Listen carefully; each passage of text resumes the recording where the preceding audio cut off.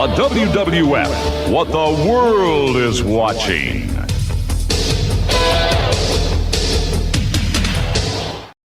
Turn it on and rip the knob off.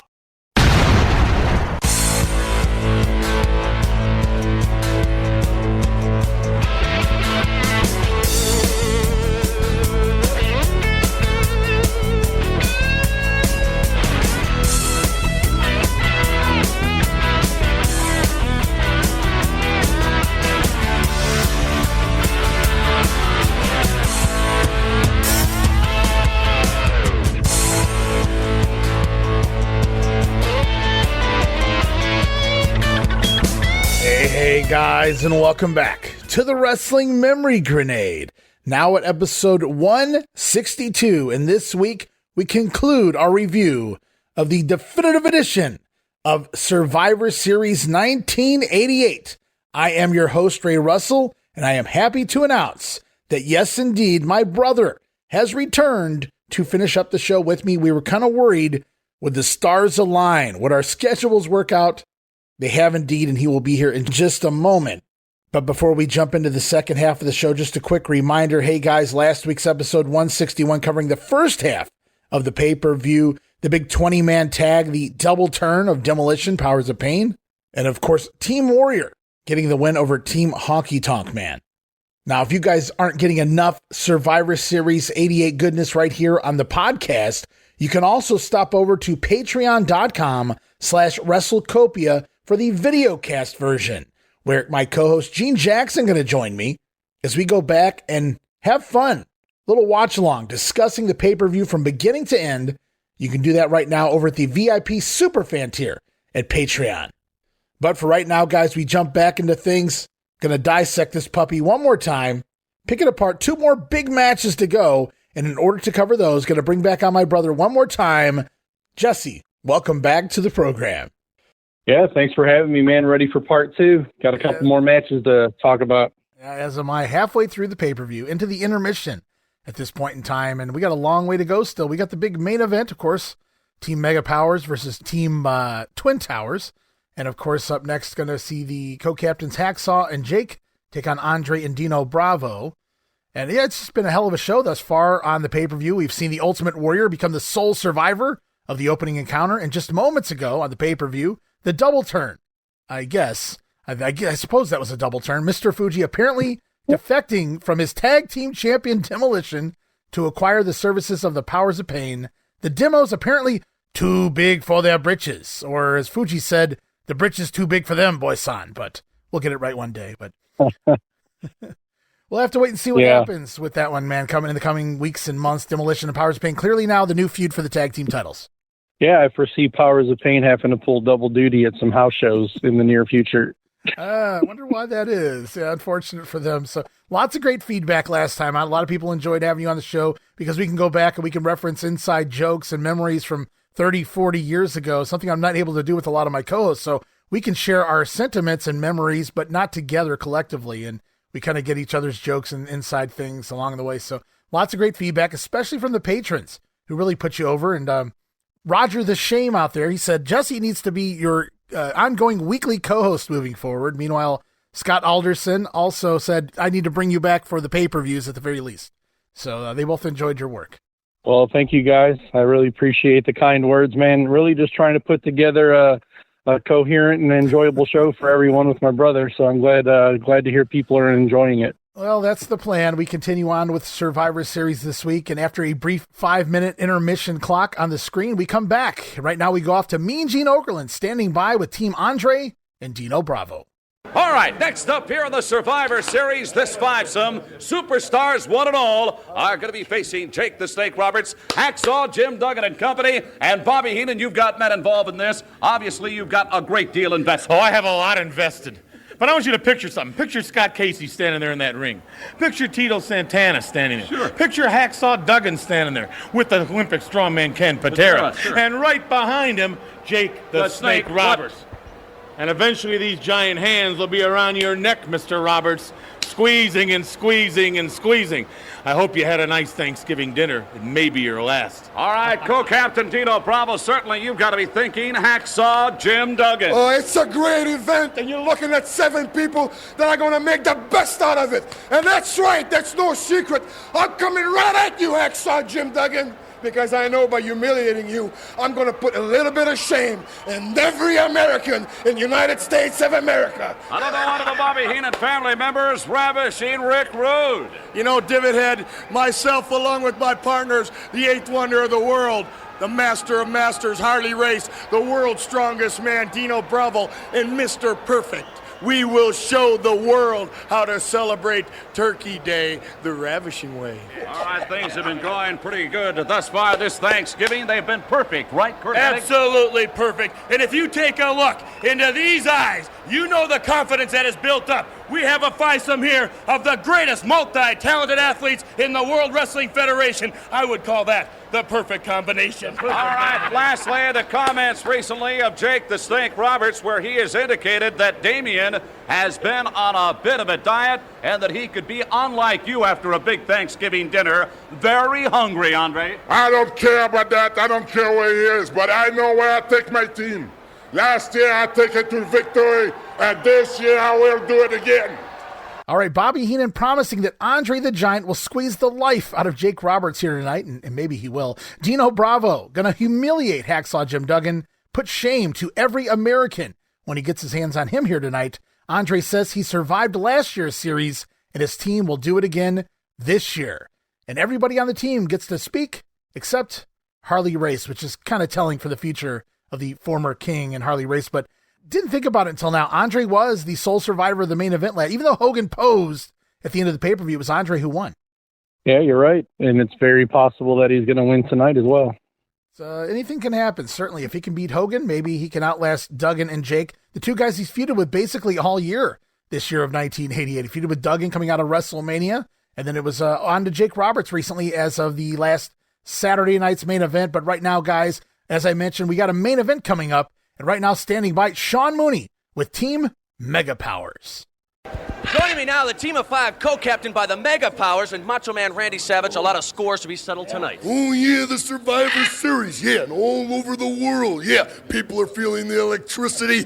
But this team here, the Mega Powers, is bonded together. You see one thing, Macho? When you're hot, you're hot. And when you're not, brother. How can we lose with the stuff we're going to use tonight? Isn't that right, Hill? Okay, adding to this team of 5, Hillbilly Jim. Hootie, let me tell y'all something right now. All over this great country, it's Thanksgiving, and God bless America. Let me tell you something, son. Them boys are going to feel the heat from this old kitchen tonight. Whoa. Each man having his own reasons for stepping into the ring. One man in particular, the mighty Hercules. You got that right. The mighty Hercules has always stood alone, but he's found out now that he don't have to anymore. Welcome to the jungle, $1 Million Man. With these animals beside me, you're going to find out you can't always get what you want in DBS. You're going to get what you need, man. Yeah. I mentioned reasons. Hulk Hogan certainly be looking for the big boss man. Just like the 24-inch pythons are the largest arms in the world, just like Hulkamania has ruled for 5 long years, there are no weak links in this chain, man. The Mega Power team has been bonded as one, brother. Body, mind, soul, physical ability. When the mighty Hercules stood in the Pacific Ocean, when we had our seance, when we raised our hands, united ourselves as one, we were struck down as Hulkamaniacs. And I actually feel sorry for the team on the other side. Akeem, the big boss man. Haku, the red rooster, the multi-million-dollar man. As far as I'm concerned, when I look across that ring, each and every one of those guys has got a dollar sign planted on their head. And each and every one of those guys looks like the big boss man. The Macho Man knows what he's got to do. We've got an aerial assault. We've got a mountain man. We've got the strongest man in the world. And what you gonna do when Hulk Hogan and the Mega Powers run wild on you? The main event still to come. Let's go back to Gorilla Monsoon as Survivor Series action continues. All right, the Hulkster says, there's no wink links in this chain, dude. A chain long enough to fit around the bodies of Hercules, Hulk, and Hillbilly Jim, the Triple H there of the team. They've got aerial assault, he says, and the Birdman. Coco Beware. They got the world's strongest man in the mighty Hercules, and they got a mountain man. I had to pop for that. He didn't know what to say, so, okay, we've got the strength of the world in Hercules, aerial assault in the Birdman, and a mountain man. I don't really know what you do with that. Yeah, I guess he couldn't use the word hillbilly since it's already in his name. Who knows? Did you catch too, man? You know, Hogan's good for his, incoherent nonsense. He's talking about standing in the middle of the Pacific, forming the mega powers and all that. So that's right. Yeah, the lightning bolt shooting down and all that good stuff, and everybody raises their hand in unison there. You got to go back and watch this. Atrocious green screen, by the way, for this promo, guys. You can see a blue outline around the head of every one of these team members here. So 'twas the 80s, I suppose, but at least they're trying. Survivor Series background, the green screen just didn't work here in this particular setup. But we come back to ringside, and Jesse Ventura upset that Mean Gene never throws back to him. He always throws back to Gorilla. Why doesn't that bald little fuck ever throw back to me, Gorilla? So Ventura not happy. Divot head. There you go. Good divot head. Mean Gene Okerlund.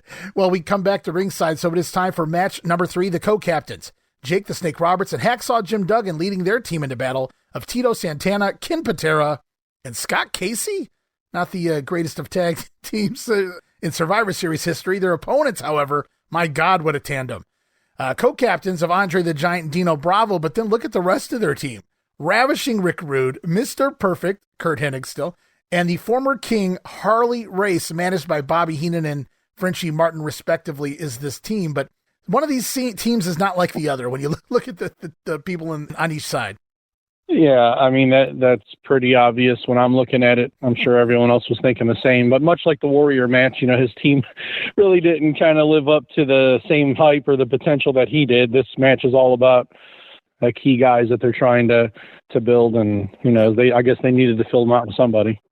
Well, I'm glad you mentioned that. Not just the key talent, but the key feuds they have going on right now. Naturally, we know the current feuds here, the co-captains embroiled in some fun ones. We recently learned that Andre the Giant fears snakes, which means insta-feud with Jake Roberts and Damien. Also, Mr. USA himself, Hacksaw, Jim Duggan, dealing with that evil foreign province of Quebec, Canada. So it's Hacksaw and Dino Bravo also feuding at this point in time. And let us not forget, Jesse, it hasn't been a month since we ended the 8-month-long feud between Jake the Snake Roberts and Ravishing Rick Rude. So Jake's got a couple of big guys across the ring from him. Andre, figuratively and literally, but also Rick Rude. He's been feuding with Rick basically all year, and now he pivots into a feud with Andre. So Jake Roberts, he's got a couple of guys he's looking at. Yeah, he's got his hands full, man. I wouldn't want to be him right now.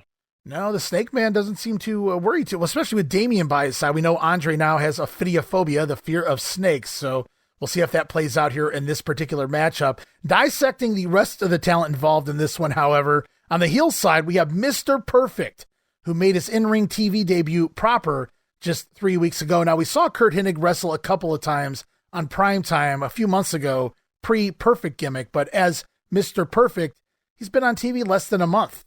And I say I gotta love the vignettes. I got to go back. I don't think you've been on the show since the vignettes started airing. So what are your memories of the old Mr. Perfect vignettes? Dude, they were some of the greatest ever. I didn't know they started them back in '88, though. I thought that was later on, around the time he got his music and the singlet and all that. But I remember watching them, man. I still, to this day, when I see him, played on one of the old Peacock shows or just like some of the old things that I have laying around, they're awesome. The half court, behind the back basketball shop, the hole in one, the strike and the bowl. I mean, just like everything, dude. It was pretty cool.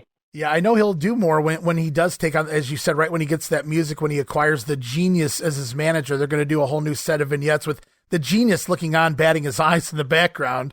Can't wait till we get there. But these were the originals, the one that kind of introduced the Mr. Perfect character. He could do everything perfectly, include wrestle. We're going to have to wait and see if that happens here tonight. Also rounding out the team, Harley Race, who is just now returning from intestinal surgery, had nearly 2 feet of his intestines removed after WrestleMania 4. Now, Harley, no longer the king, but don't tell his tights that, because Harley Race, not a man of spending money, just going to rock the old king trunks here. Interesting that he's on a team with Bobby Heenan in the corner, because as we know, moving forward, there may be some issues there. Meanwhile, over on the babyface side of things, Tito Santana hasn't done a lick since losing the tag team titles at WrestleMania and then losing his partner, Rick Martel, over the summer months, though Tito did just debut that catchy new theme music. Remember Tito's old theme music? That always got you in the mood, didn't it? Oh, yeah. Of course I did, man. Yeah, good stuff. Not. It was a lot better than the El Matador stuff, I'll tell you that. So Tito had it going for him here.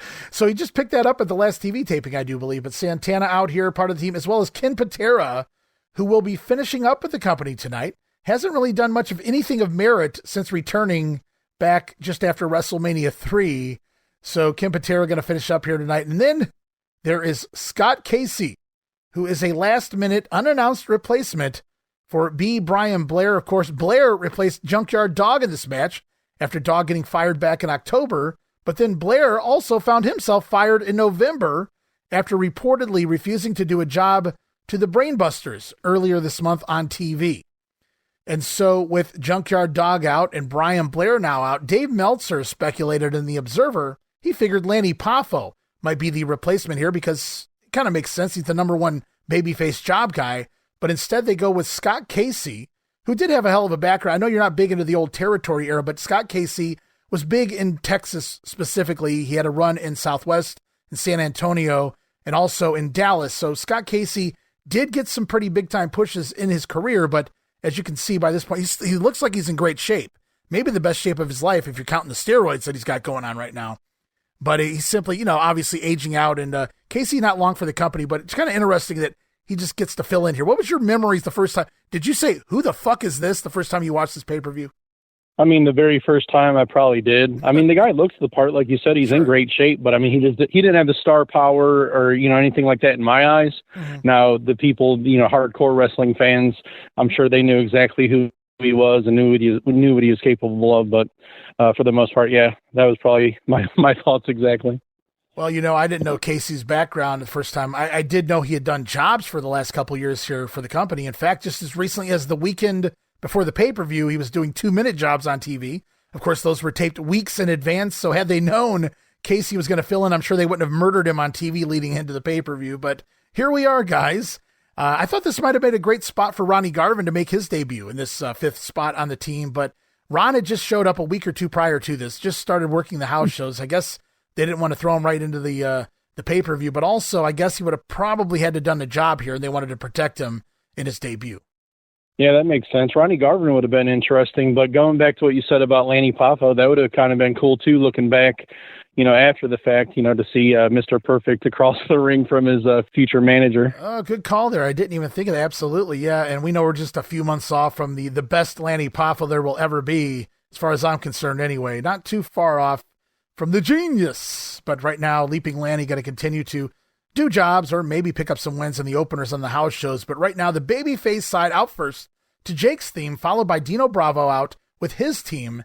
And as I look across the ring and I look at the heel side, I realize the entire heel team in this match now gone. Managers and all 7 people have passed away.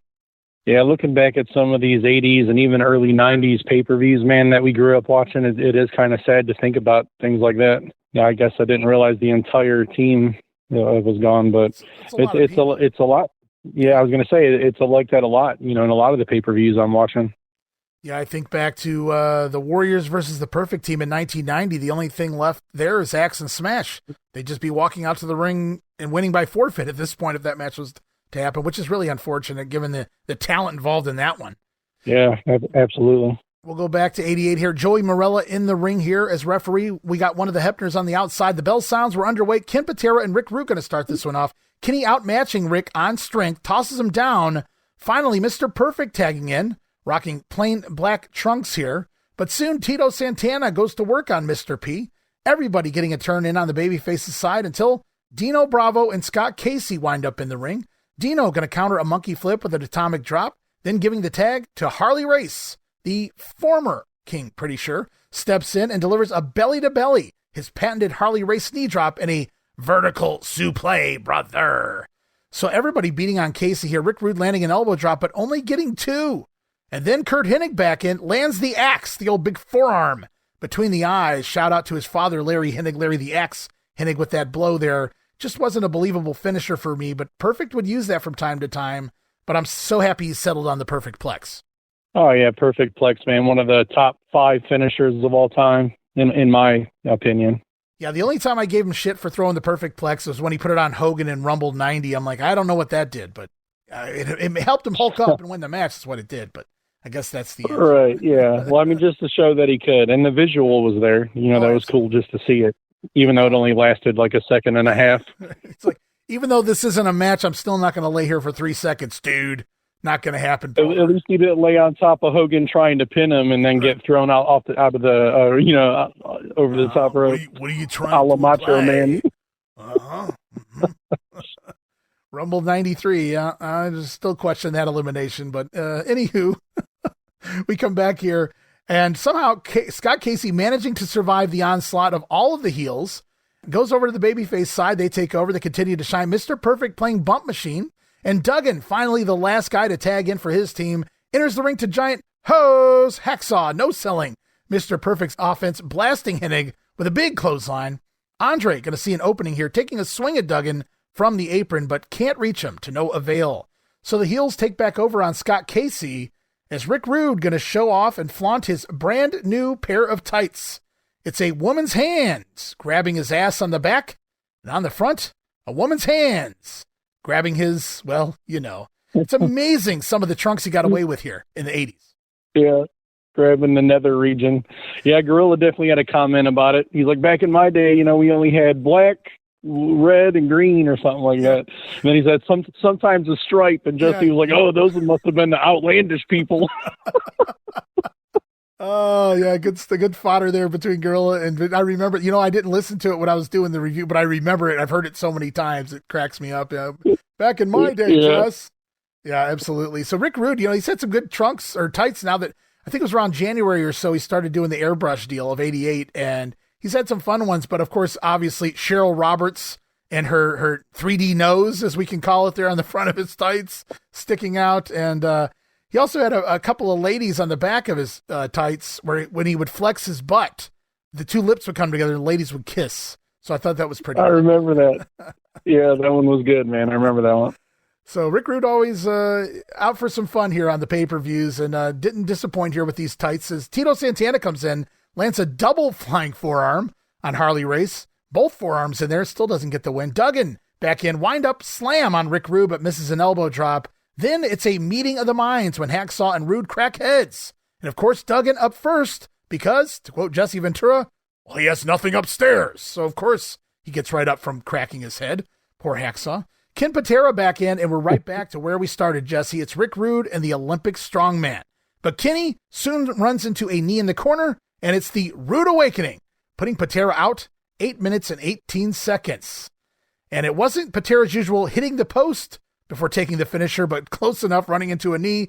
Ken Patera eliminated before Scott Casey. So that was telling. Bye-bye, Ken Patera.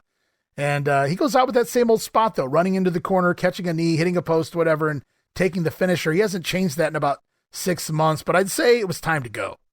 Yeah, I mean, you're absolutely right. And as far as being, eliminated before Scott Casey, this is the same night where the Conquistadors were the last people surviving on their team. So, I mean, anything could happen, right? That's right. Anything can happen in the World Wrestling Federation, pal. And so Ken Patera is gone. He's gone from the company. In fact, Ken claims that he put in his notice back in October, but Vince asked him to stick around for the pay-per-view payoff. So Kenny does so. He gets paid. He says, when you start jobbing to the Rooster, you know it's time to go. And that's exactly what happened in October. Ken Patera began doing jobs for the Red Rooster on the house shows. So there's always that. As Patera, he's not crowing yet. He's got to turn babyface before he turns into a complete rooster with the fucking red hair. And talks about the red mohawk. Fans and shit. I don't know. Can't wait. We're just a few months away, guys. Stay tuned for that. So Ken Patera eliminated. Scott Casey going to step back into things, moving around here, but Harley Race ready, landing a drop kick. Wow, had to pop for that. Harley Race is busting out a drop kick on his return from injury, mind you.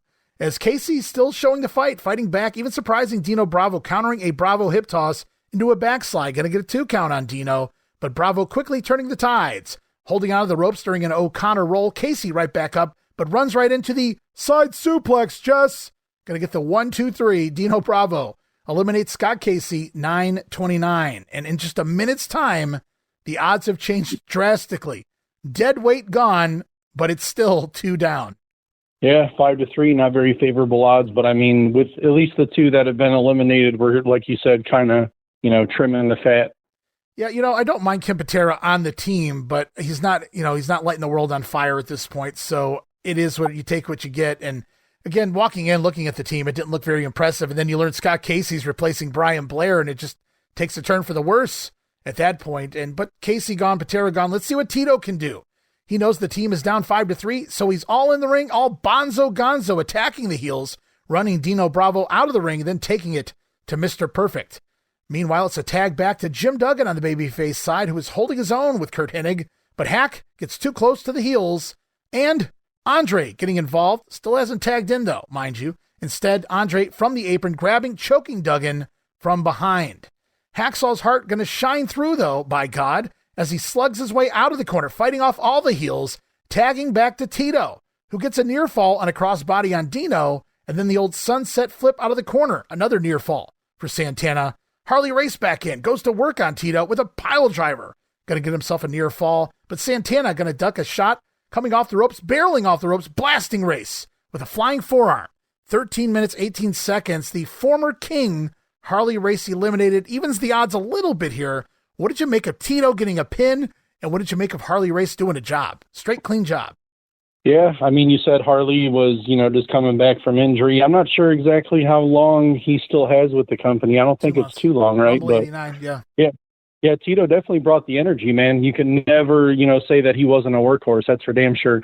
I also liked how they were able to keep Andre involved, even though his physical, limitations at this point in his career. So at least he was able to kind of, stay involved in the match, albeit from the outside of the ring, but still, it's kind of nice that they included him like that. Oh, he will remain involved. There's no doubt about that. So they give Tito a little something here. He pins Harley Race, and with Race gone for the first time in the matchup, Andre the Giant enters the ring from behind, which means we have a fresh Giant, if that exists in 1988. Nevertheless, Andre attacking and just obliterating Tito Santana, mauling him, choking, loud chops across the chest, and a butt drop has Tito down on the mat. Now Santana finally going to muster up enough energy to come fighting back, throwing some shots, tries for a sunset flip on Andre. Santana putting himself... Dude, come on. Santana puts himself in a very bad position here as he's directly underneath the Giant. And Andre going to do what he's going to do, countering the sunset flip by sitting down on Tito's chest. Giant balls directly in the face, and Santana eliminated. 14 minutes and 41 seconds. Didn't last long. They were trying to even the odds, and now we're back to 4-2. But what did you think of Tito's fight here with Andre? First, I can't marvel more at Andre, the way he choked both Tito and later Jake here. A little spoiler, guys, but it just looked so realistic and scary, like the way he put those palms around their throats. But then Tito trying to fight back. Andre gave Tito a little bit.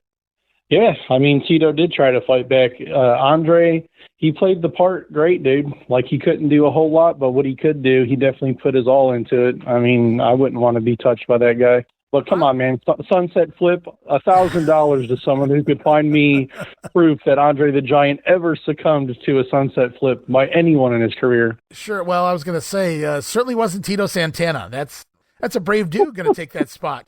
How do you want to pin me, Andre? I sit on your face, boss. Yeah. Well, at least he fell he fell to the side a little bit and protected him, at least. Yeah, he did. He did protect. Or we'd have a Brutus the Barber situation with his face, being shattered if he didn't. I was gonna say if that was John Studd, I don't know, man. Probably not. Wouldn't have been the same outcome. Then again, John Studd ain't gonna perform a sunset flip, so don't have to really worry about that. Right.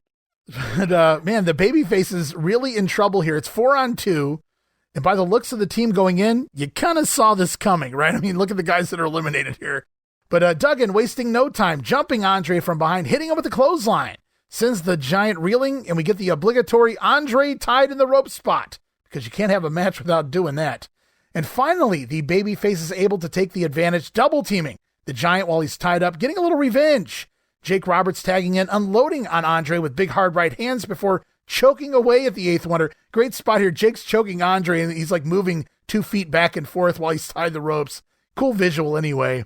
Jake even getting some shots on the other heels in the corner as well. But Andre able to free himself and tag to Rick Rude. So Andre the Giant and Jake Roberts. I'm not sure where that stands on your favorite feuds of the Snake Man, because we know they don't have necessarily a barn burner at WrestleMania 5, but it was fun here to see Jake kind of come in while Andre was tied in the ropes and just really go to town on him.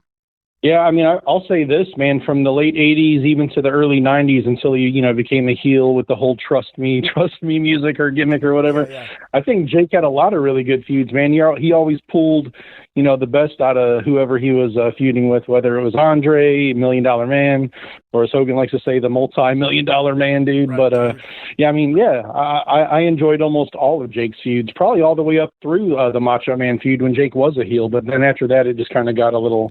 it was ho-hum for me. He was gone after that. It was Undertaker and out, I believe, in 92. Well, I just meant going into WCW with Sting, I never really got into that. And then you saw where his career went after all that. So yeah, he returns at Rumble 96, but he was just too tall, and the momentum took him over that top rope for the elimination. Vader time. we joke about that quite often. But yeah, Jake Roberts here, I got to agree with you. I don't know that he ever had a bad feud because they always gave him good material. I'm sure he gave them some input as well as whomever he was feuding with, but also, he could always knock it out of the park with the promos, if nothing else. Now, some of the matches left a lot to be desired, like Andre here, even this Rude feud. Everything on TV was great, but then the bell rang, which is scary to say because both of these guys can work, but it just never really gelled, but they seem to enjoy working with one another for most of the year here. But obviously Jake had some really good feuds across his career. They always gave him something to do. It went from one feud to the next. And when they gave you a feud basically constantly like that, it meant that, they had a lot of faith in you as a talent. Yeah. I mean, there was no reason not to. I think you already mentioned it, man. He was great on the mic. He always just gave those interviews that, he didn't raise his voice and yell like all the other guys, man. He just kind of stayed calm, even keel, maybe quoted some Edgar Allan Poe, just always had something interesting to say, just made him stand out. He was different, man. I like Jake. Well, Jake had Andre in trouble here, tied in the ropes, but the heels take over after they free the Giant and the Snake Man now in trouble. Rick Rude going to taunt with the old hip swivel over top of Jake. Mr. Perfect with a nice move when he catapults Jake throat first up into the bottom rope. And with Jake down on the apron, Andre going to come over, get his shots in, stomping and choking Jake with his foot. Ugh, I don't want to be in that position. Robert's still able to work his way back to his feet, though. Jake wins a slugfest with Dino Bravo and delivers the short arm clothesline and then signals for the DDT. How over was that move? The crowd going nuts here just by signaling, suggesting that I'm going to deliver the DDT to Dino Bravo. But as he hooks Dino in the front face lock, looking to hit the move, a little too close to the ropes, as Jake locks in the DDT, Rick Rude cuts him off with the clothesline from the apron. Now, I don't know if you were paying direct attention, tunnel vision on the matchup, but nice spot. Not something you saw a lot in the WWF back then. Jake Roberts has Dino hooked for the DDT. Rick Rude on the apron comes running across the apron and clotheslines Jake without ever getting in the ring. Nice setup spot. Yeah, that was pretty slick. So the heels continue to get the heat on Jake. Dino with a pile driver snags another 2 count. Meanwhile, Roberts getting his foot on the bottom rope in order to escape the 3 count. But Bravo missing a pair of elbow drops and Jake able to make that hot tag out to Hacksaw. Ho! Chants out in the crowd as it's USA versus Canada. World War III. Jim Duggan takes it to Bravo here, looking for the 3-point stance clothesline, but Frenchie Martin on the outside grabbing Duggan's leg, and the distraction allows Bravo to knee Duggan in the back, sending him through the ropes and out to the floor.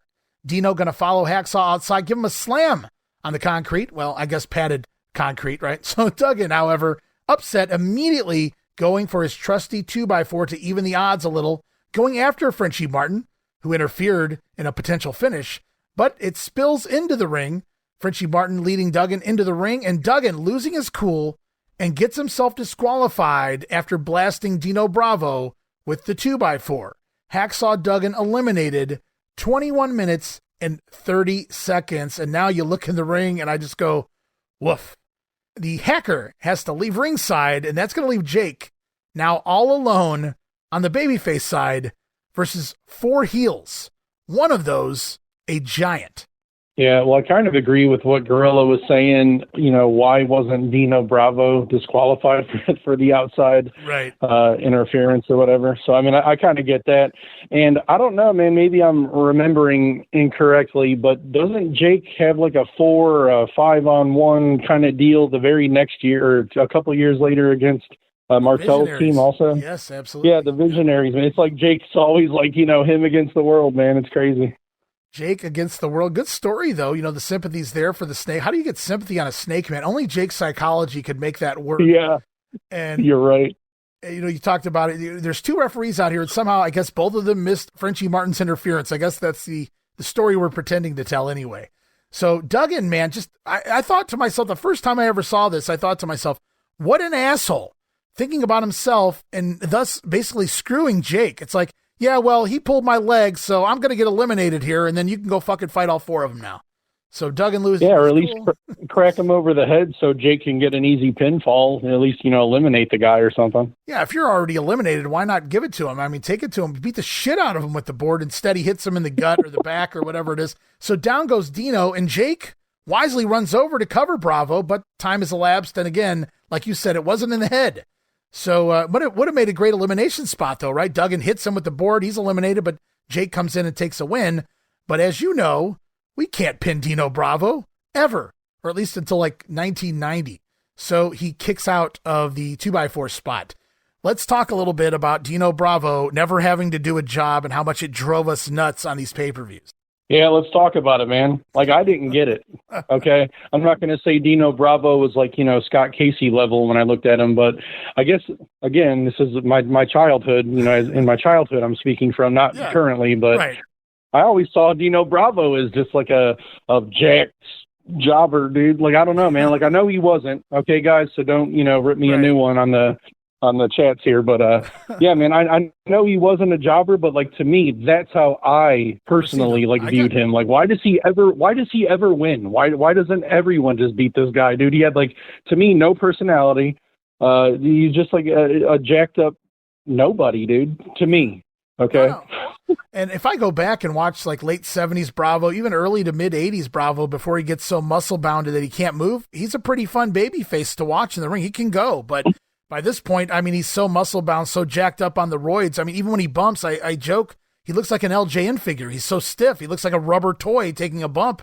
So uncomfortable seeing him. That's why he doesn't take that move, but he's basically incapable of doing a lot of the stuff he used to be able to do. And it's going to get worse as time progresses here because he's going to get even more muscle bound or more unable to bend where you need to bend and take bumps and things, which is why they're going to pair him with Earthquake and whatnot. But yeah, let's dissect it just real quickly here. You go back, Bravo returns. He's in the corner of the Dream Team at WrestleMania 3. He helps them win. At Survivor Series 87, it's Valentine taking the pin in the series team match. Then you go into the new year. He doesn't get the bench press record, but that's okay. We're going to continue to push him anyway, pal. WrestleMania 4, he's eliminated by DQ in the tournament, pulling the referee in the way. SummerSlam, he gets a win over Morocco, so they have a revenge match, and he pins Morocco there. And now here we are at Survivor Series 88, and we'll see what happens as this goes on. I think we kind of already spoiled it for everybody what's going to happen with Dino here, but you move forward. And I'm curious to see if he takes a pinfall in the 89 Rumble six-man tag, WrestleMania 5. He's got Garvin. He beats Garvin. SummerSlam 89. Is he involved? I can't remember, but I know he doesn't lose if he is. Did he come out with Earthquake against Hogan, or was that 90? 90, that's okay. 90, yeah. Yeah, okay. Survivor Series 89, he will survive. Royal Rumble 90s in the Rumble. WrestleMania 6 is his first loss on pay-per-view that I can recall, and that's after getting hit with a board by Jim Duggan. Even Hulk Hogan pins him at Survivor Series 90. It's with a schoolboy. Even Hulk Hogan won't do a leg drop to Dino Bravo. It's insane. I don't get it. It must have been something in his contract, man. Either that or Vince had a hard-on for the guy. I don't know. I truly believe that's part of it, too. If you go back and watch Vince interview him back in the 70s, tell me about your racquetball skills, Dino. I want to hear more. Oh. So. Maybe they were racquetball partners or Perhaps. Buddies. Maybe that's what it was, man. Maybe he sold him cigarettes on the side. Maybe, yeah, well, see how that turned out. That's one job he had no option but to take, and we continue on here. The match goes on, so we can't pin Dino Bravo. Jake Roberts tries as he might. It's 4 remaining heels huddling in the corner to form a plan of attack, but Mr. Perfect's soon going to run into a patented Jake Roberts knee lift, tagging out to Dino Bravo. The fans loudly behind the Snake Man, as Dino also has his issues. Jake going to try for the DDT again, but Bravo able to counter this time with a backdrop.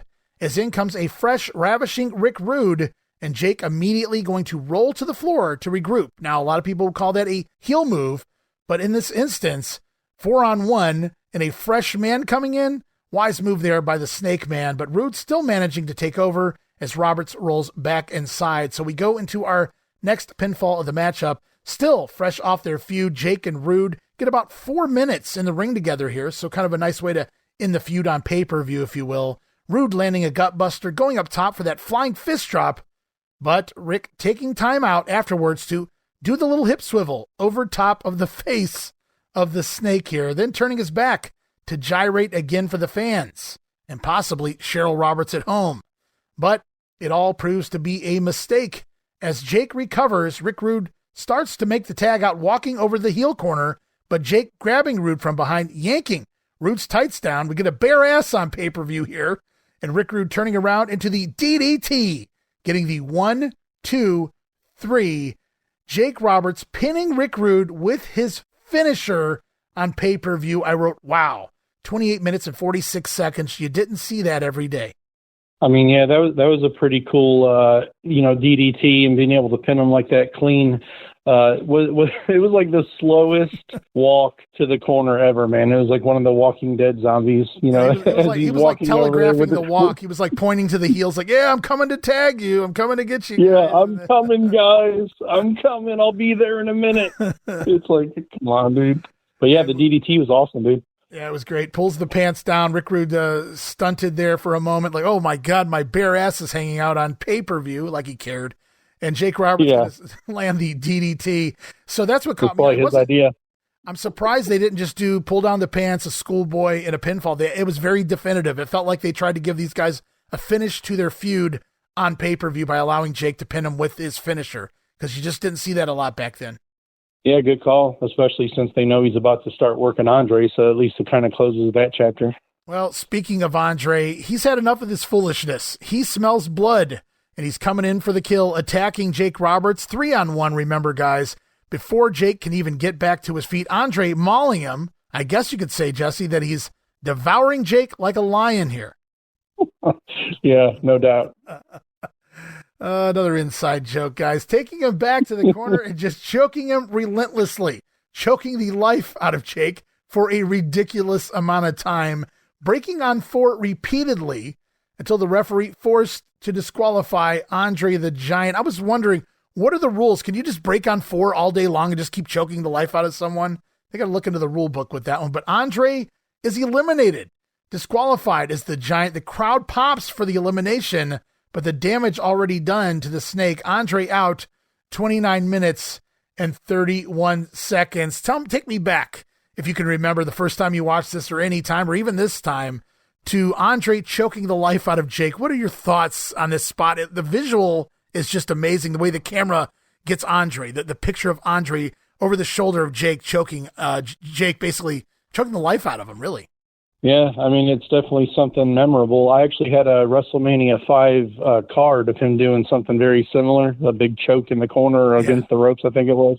But yeah, man, I was just thinking to myself, well, how the hell is Jake going to come back from this? Because, you know, as a kid, I'm thinking, well, surely Jake's going to eliminate at least 1 or maybe even 2 more people and, you know, get it down to 1-on-1 and have a chance to win. So I'm just thinking, like, the more and more times Andre keeps coming at him, I'm like, yeah, I don't think he's coming back from this, man. Or how is he going to come back from this is probably what I was thinking. Yeah, I don't know if it was this particular spot or the one at WrestleMania, or even when he gets a hold of him in the Rumble, because he chokes him there too here at 89. But I don't remember what. I feel like it was this one, but the first time I ever watched it, like, oh my God, I've never seen anybody choke for that. Like, it felt like 5 minutes of choking to me. I thought like Jake was dead. So it's like, this is insane. Yeah, it was minutes. So we basically, the way they're going to sell it here on the commentary is Jake's dead in the middle of the ring, out cold. Is Andre going to add a little insult to injury, or perhaps injury to injury, after he's done choking him? Going to headbutt Jake for good measure, lay him out in the middle of the ring.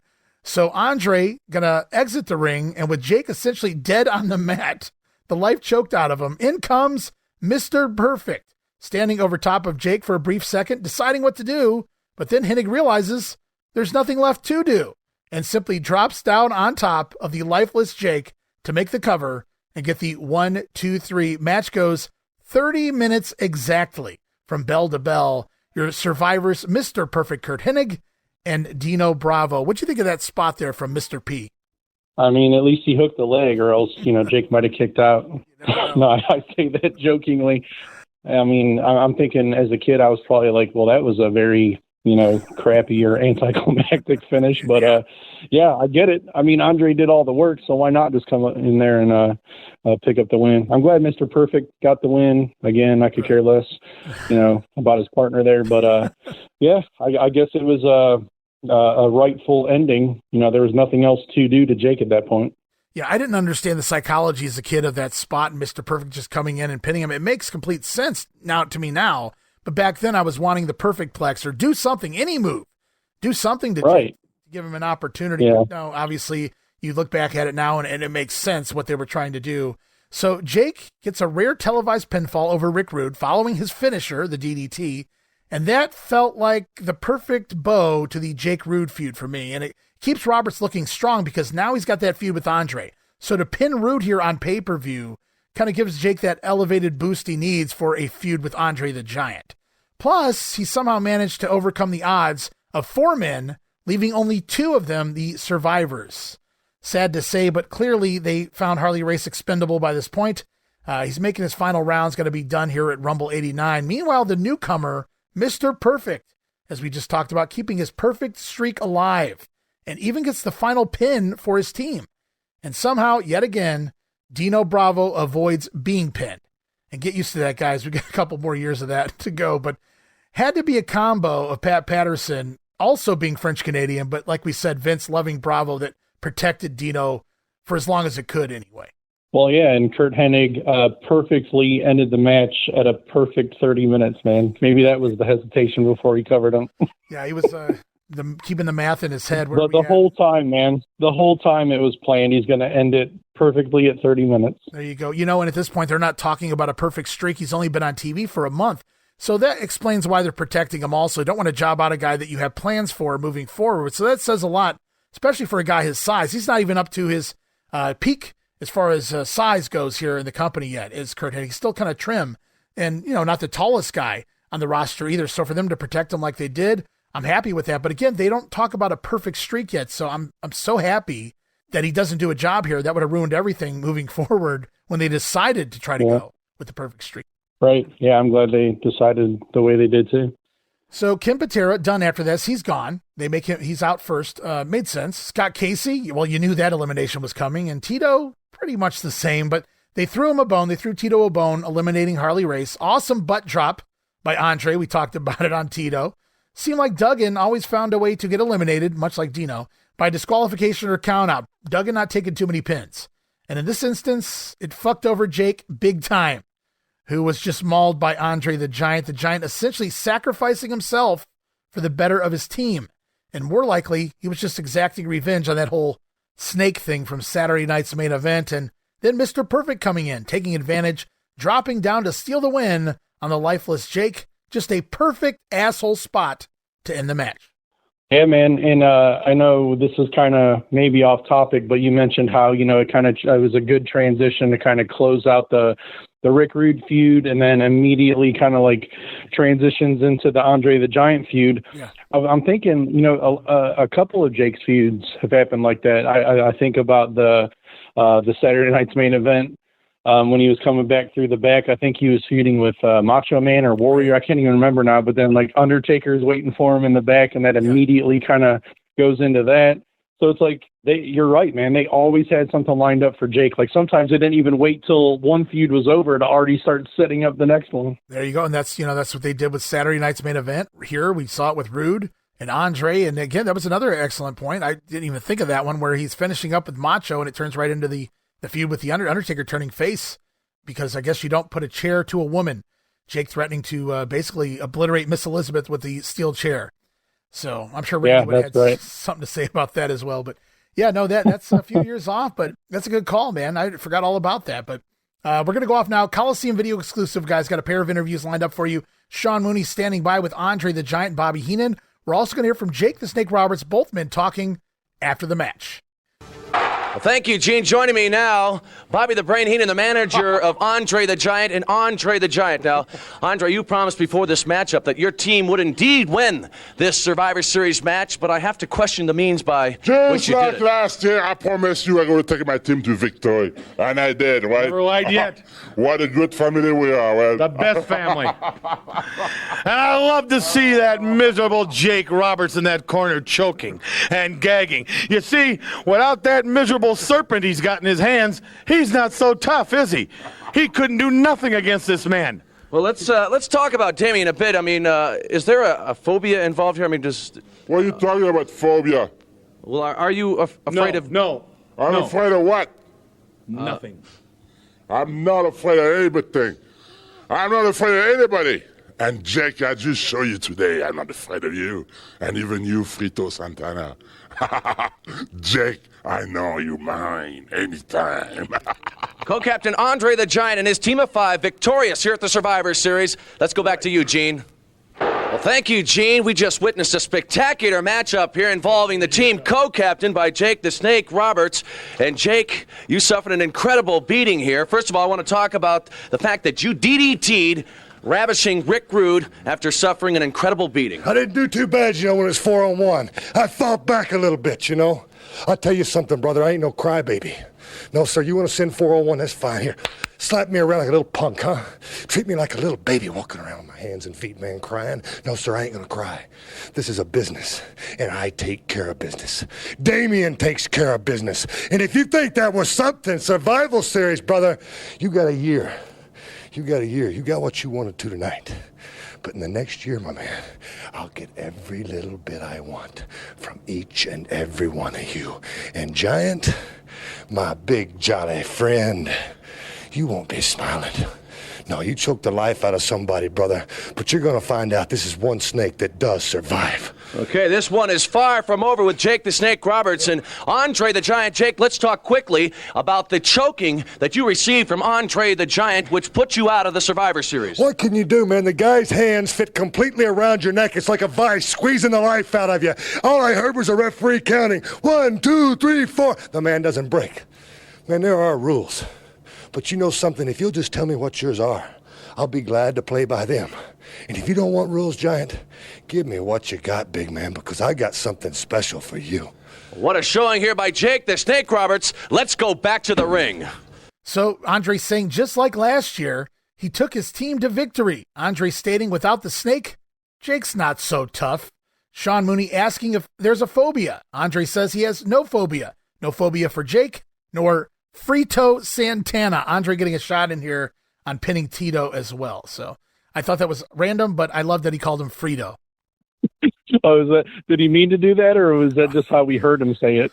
Because I could never understand half the stuff that came out of his mouth. I was going to say it's Andre, so you never really, I mean, he did call the world title the tag team title belt too back going into WrestleMania. So you never know what you're going to get, how many bottles of wine he is into his day, Andre the Giant. And then we heard Jake. I was going to say 72 too many beers that day. Jake stating that, hey, I did okay for a guy who was 4-on-1. Jake not going to make any excuses, but revenge is on his mind for Andre the Giant. The snake willing to play by whatever rules Andre wants. So that should be fun moving forward, theoretically anyway. Hey everybody, Gene Jackson here, inviting you to check out the Retro Wrestling Review, where each week I'm joined by some great co-hosts who help me review classic episodes of USWA Championship Wrestling, and right now we are doing week-by-week reviews of 1993. But we don't just do reviews, sometimes we get a chance to interview some of the people who were there and lived it, plus do watch-alongs. It's a lot of fun, so check out new episodes that drop every Wednesday at WrestleCopia.com, and to find links to everything associated to the podcast, you can go to USWApodcast.com.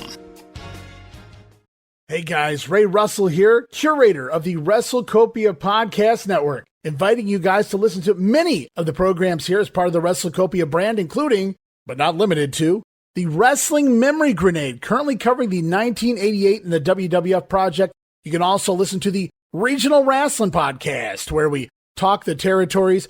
You can also listen to the Wrestling Stoop with the legend himself, Bob Roop. But that's not all. You can also check out the Pro Wrestling Academy with the professor of Puroresu, Mr. Dan Ginnity.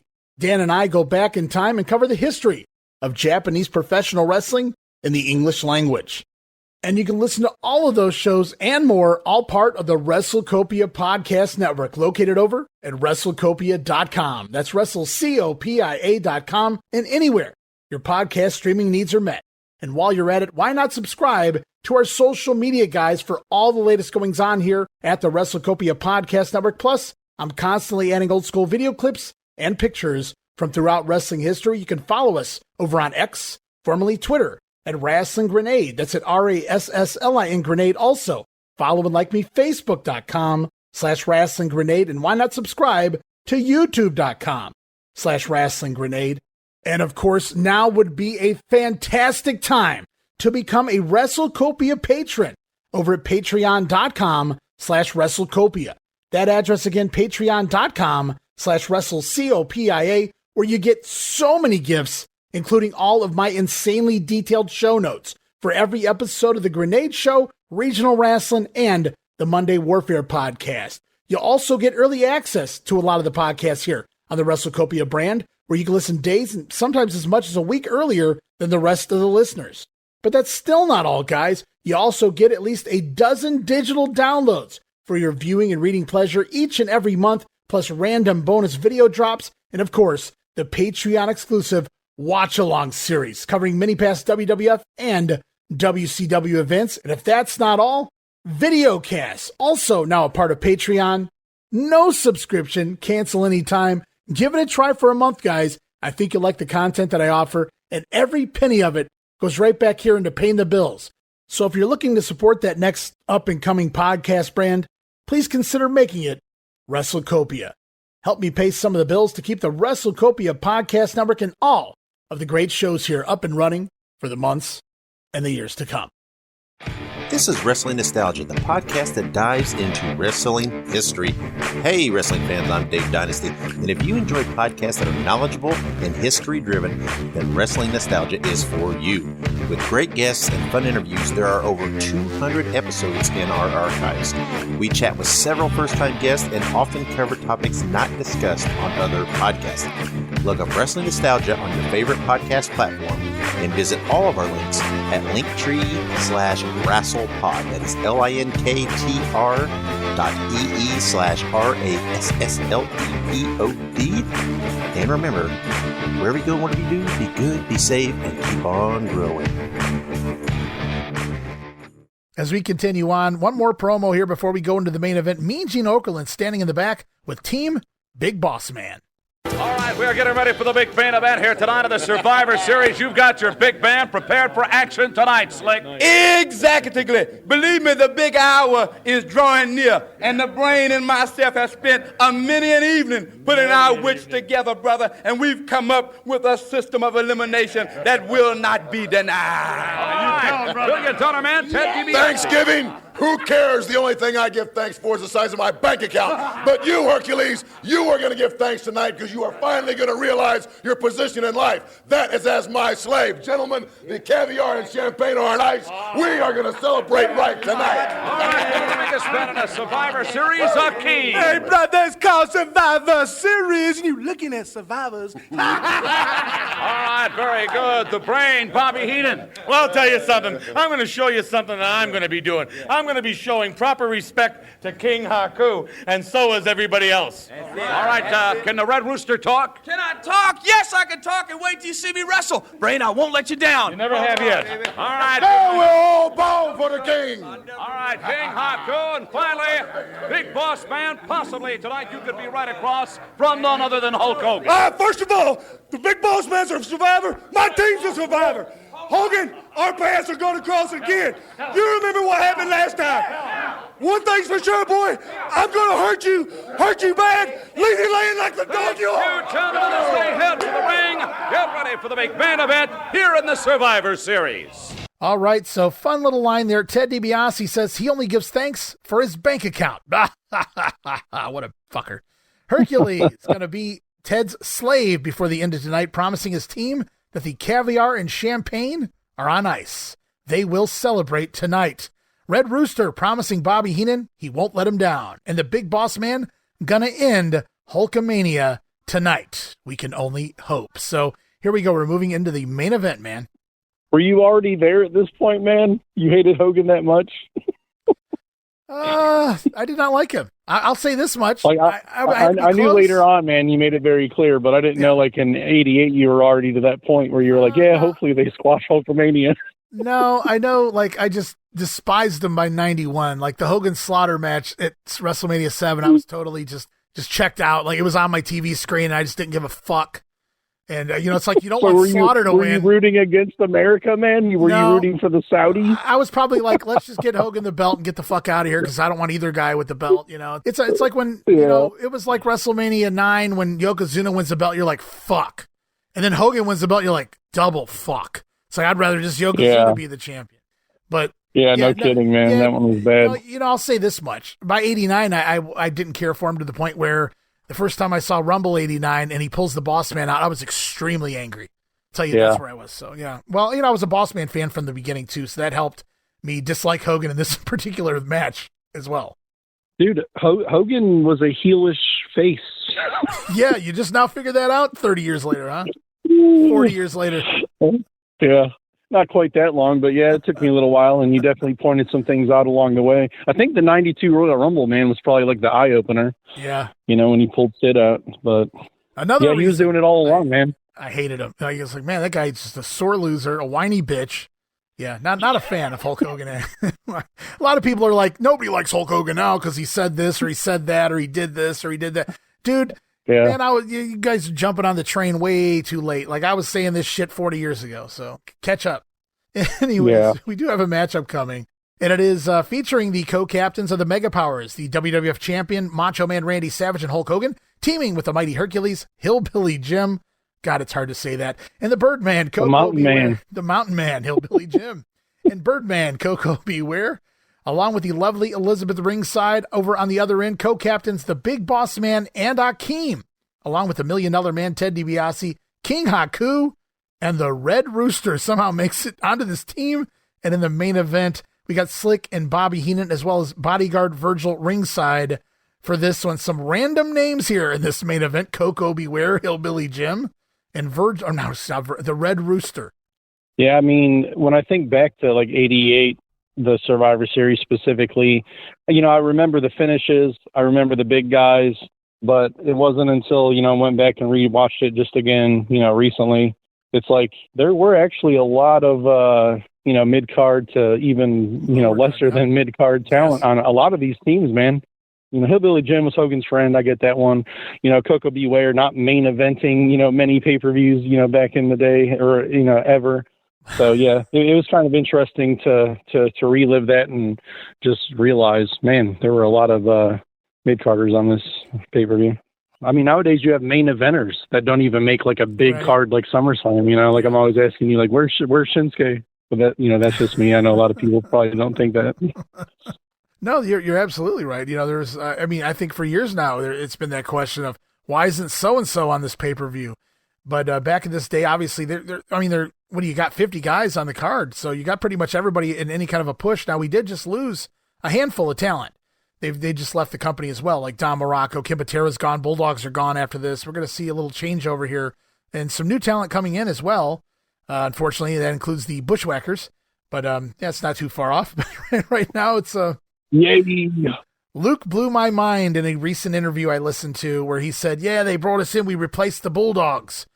And I paused for 5 seconds and I go, holy shit, they did replace the Bulldogs. I'm like, oh my God, what a downgrade, right? Like, oh my jeez.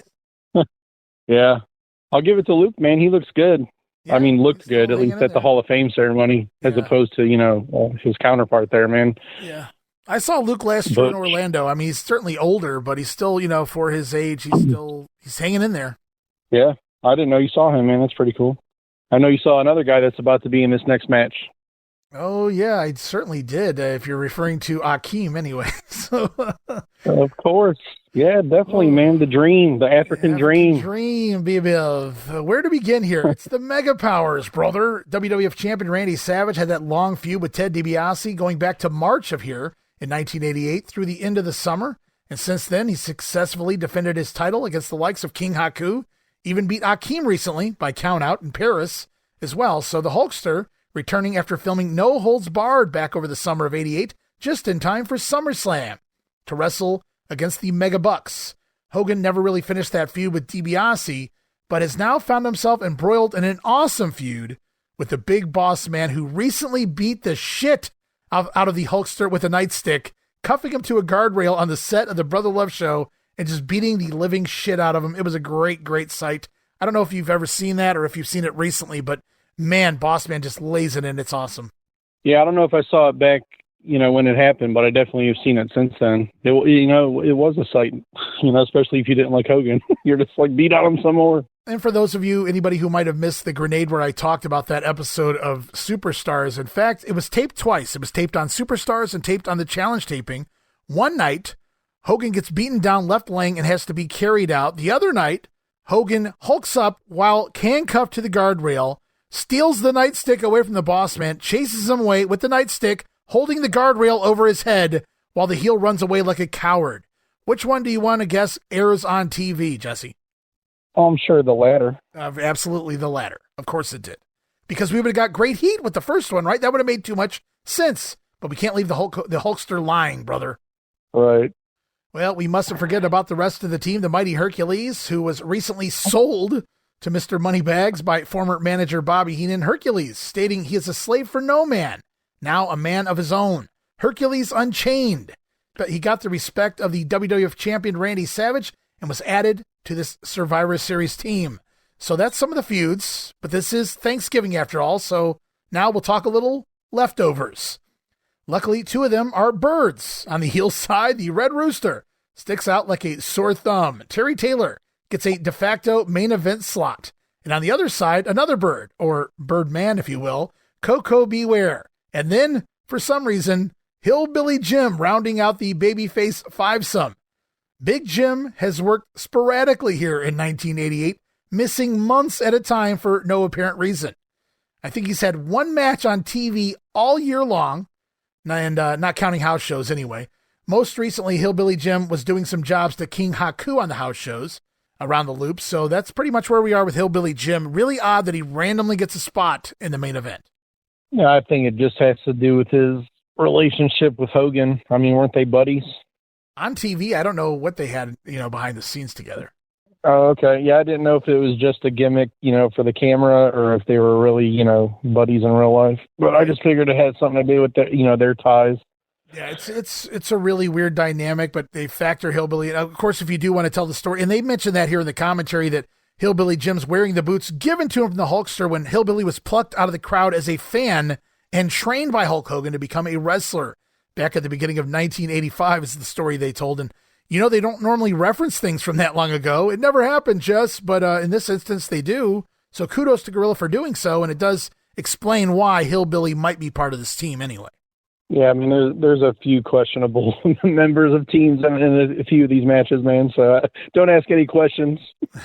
Well, one of the Hebners, likely Dave, back in for the third match tonight. One of the Hebners have refereed 3 of the 4 matches inside the ring, but we pretend like there's only one Hebner, Dave, so technically he's refereed 3 matches tonight.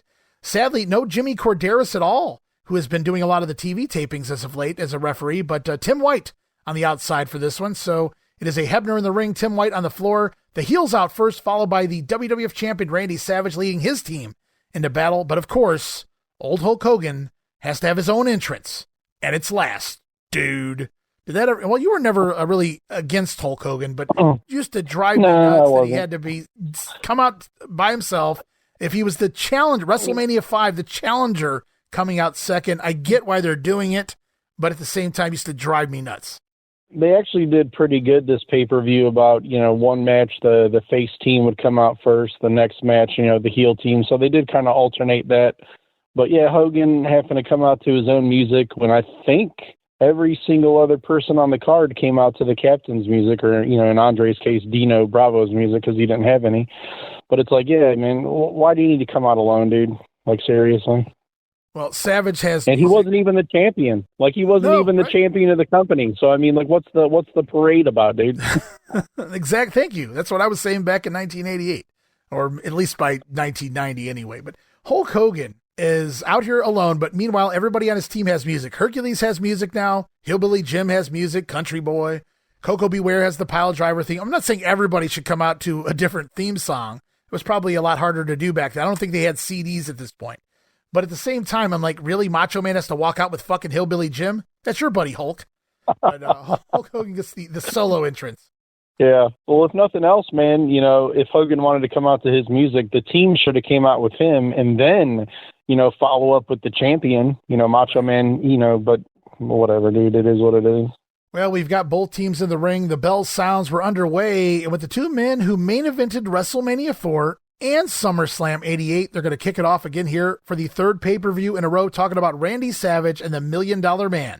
Ted catching Macho early with a clothesline, but Savage dodging a charge in the corner, landing a sit-out clothesline of his own, and immediately tagging out to Hercules, who wants to get his hands on his would-be slave owner, but DiBiase goes running to the floor.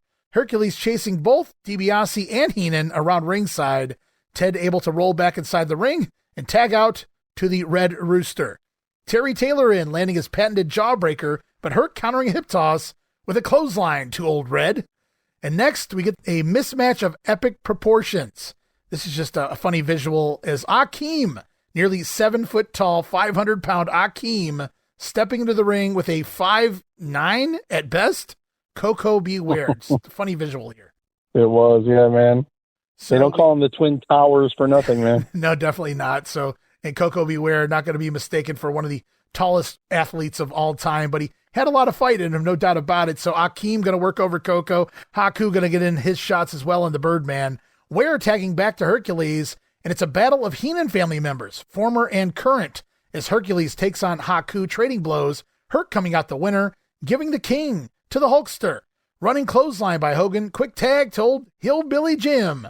Hogan and Hillbilly performing a double boot, big boot, from the Hulkster and Hillbilly on Haku.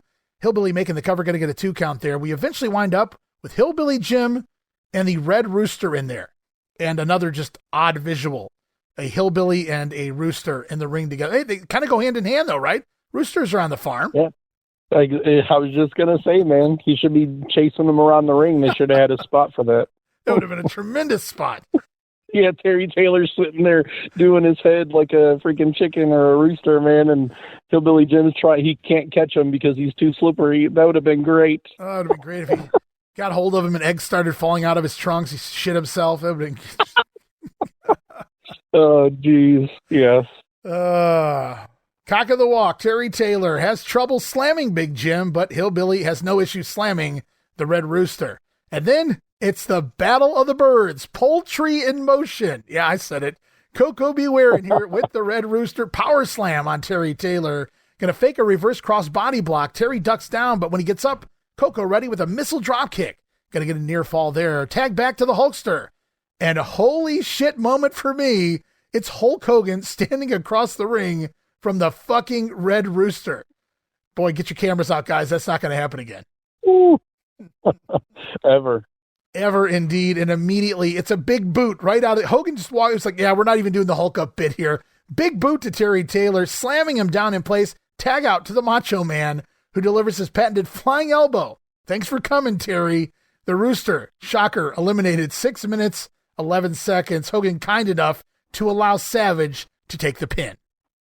See, I told you, man, Hogan's a great guy, man. Very unselfish. Is that what you told me? I don't remember that. Okay, well, we'll see. Yeah. We'll keep that in my back pocket so we get to the end of this match. Being anyway. facetious.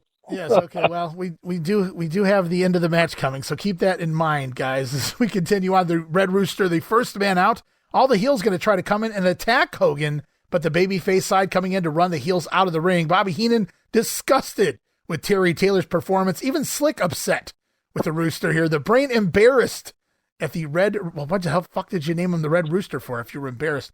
Finally, when things settle down, King Haku comes in to save face for the Heenan family, but he has issues against the Mega Powers here. Haku managing to land a nice drop kick on Hulk, but Hogan doing Hogan quickly shrugs it off. Hulkster reversing a whip and clothesline in the corner on the King. Hercules tagging in, dropping a pair of big elbows on Haku, but Haku finally able to rally back suplex on Hercules and tag to the big man, the African Dream, Akeem. Everybody's favorite jive soul bro. But Akeem missing a big elbow. Hercules going to tag out to Hillbilly Jim. And we get the old Hillbilly head scissors spot in the corner, the big boot, and Hillbilly looking for a bear hug on Akeem, which doesn't go over so well. Akeem driving Hillbilly back in the corner, dropping him with the clothesline, and from there it's Air Africa. The 747 splash ends Hillbilly's night, 9 minutes and 55 seconds. Thanks for coming, Hillbilly. Mountain Man. You know, it's back to even 4-on-4, but Rooster and Hillbilly Jim added to this match really was just there to say teams of 5 strive to survive, because we really didn't need either guy in this instance. Yeah, I mean, to say the least. Well, I'm a Terry Taylor fan, but not necessarily in this incarnation here of the Rooster gimmick, which honestly, they haven't done a whole lot to him yet other than name him a fucking rooster, but I know it's coming, so it just all goes together for me. You remember Terrence Taylor with the slick back hair, man? Reminded me of that villain from Karate Kid 3. The computerized, the computerized man of the 1990s, the poor man's Ted DiBiase in some ways, right? Right. Terrence Taylor. That's I got to get to WCW 91. Tackle me some Terrence Taylor at some point. Boy, he thought the Rooster was bad. Dusty Rhodes going to go over there and give him another gimmick, baby. I thought the way you handled the Ruth, I was impressed, baby. I got another one for you. You can, if anybody can do it, you can do it. I wonder how often Dusty called him Rooster in WCW. Poor Terry. Never lived that down. Probably every time, especially when he was collecting his paycheck. Here you go, Rooster. Here, Rooster. Here you go, baby. All right. We got Terry Taylor gone, Hillbilly Jim gone. Meanwhile, Akeem celebrating the elimination of Hillbilly by dancing. But we have no time for that here at the Survivor Series. Akeem, Coco in from behind, drop kicking. The big man from deepest, darkest Africa, drop kicking him in the back, sending him into the corner to a big pop from the fans. His Team Mega Powers with quick tags working over Akeem, Savage with some elbows, Hercules with a series of jabs and a back elbow, but they can't take the big man off his feet. Coco going to tag back in, sending Akeem into the corner, but beware missing that stinger splash, if you will. Tag back to the Boss Man. Finally, Akeem out of there, Boss Man in, and we're running right into that Boss Man slam. And just like that, the heels with the advantage, 11:46. How many times do you remember seeing Coco miss a charge into the ropes or the corner and then eating the pin? More than once. Quite often is the answer. He'll do it again to The Undertaker in Survivor Series 90, in fact. Yeah, you're right. Yep. That was a big one. Yeah, I remember that one. Unlike Kim Patera, who simply missed those shitty corner charges and took eliminations, no matter how many times Coco did it, I loved it because it looked like he killed himself every time. He just threw himself into the spot, literally threw himself into the spot. So it was always believable, and he goes down to the Boss Man slam. Yeah, well, I got another one for you since we're talking about guys getting eliminated or pinned in, similar fashions a lot. Yeah. How many times did Hacksaw reach out of the middle rope and get like kneed or something in the back and then rolled up with him? Like that happened at least a few pay-per-views in the late 80s. Well, WrestleMania 4. Yeah, well, he gets kneed in the back in his match here too. That leads to his elimination. He gets knocked outside from a knee to the back. So yeah, Hacksaw Duggan, he was always prone to those knees in the back. Absolutely good call there. Hey, I got an idea. How about for the finish? You knee me in the back, tough guy. And he did it with somebody different every time, so they're not paying attention to everybody else's matches. They don't realize that Duggan does this in every fucking match. So good call there. Yeah, another repetitive spot over the years. He's like, oh, look, a squirrel. I got to stick my head out of the ring. Oh, I was looking here and I was looking there at the same time because my eyes are all over the fucking place, tough guy. Yeah, Shawn Michaels. Yeah, now the modern day Hacksaw, Shawn Michaels. But well, we got Boss Man eliminating Coco. It's now 4-on-3, and we get what we've been waiting for. It is Hulk Hogan in the ring with the big Boss Man. Both Hogan and Boss Man playing to the fans and the crowd eating it up, making all kinds of noise. For this one, they begin to trade blows, and of course, the Hulkster has to come out on top, dude. Running clothesline by Hogan, but the Boss Man won't go down. Atomic drop from the Hulkster sends the Boss Man into the babyface corner for some triple teaming by the good guys, but the boss still won't go down. Clothesline into the corner by Hulkster. Big boot stuns the Boss Man, and Hogan able to slam the former prison guard, and now finally he is down in the middle of the ring. Hulk, proud of himself, the hot dog, refuses to tag out and thus runs into a Boss Man spinebuster. Good. That's what you get, you little fuck. Oh my gosh, dude.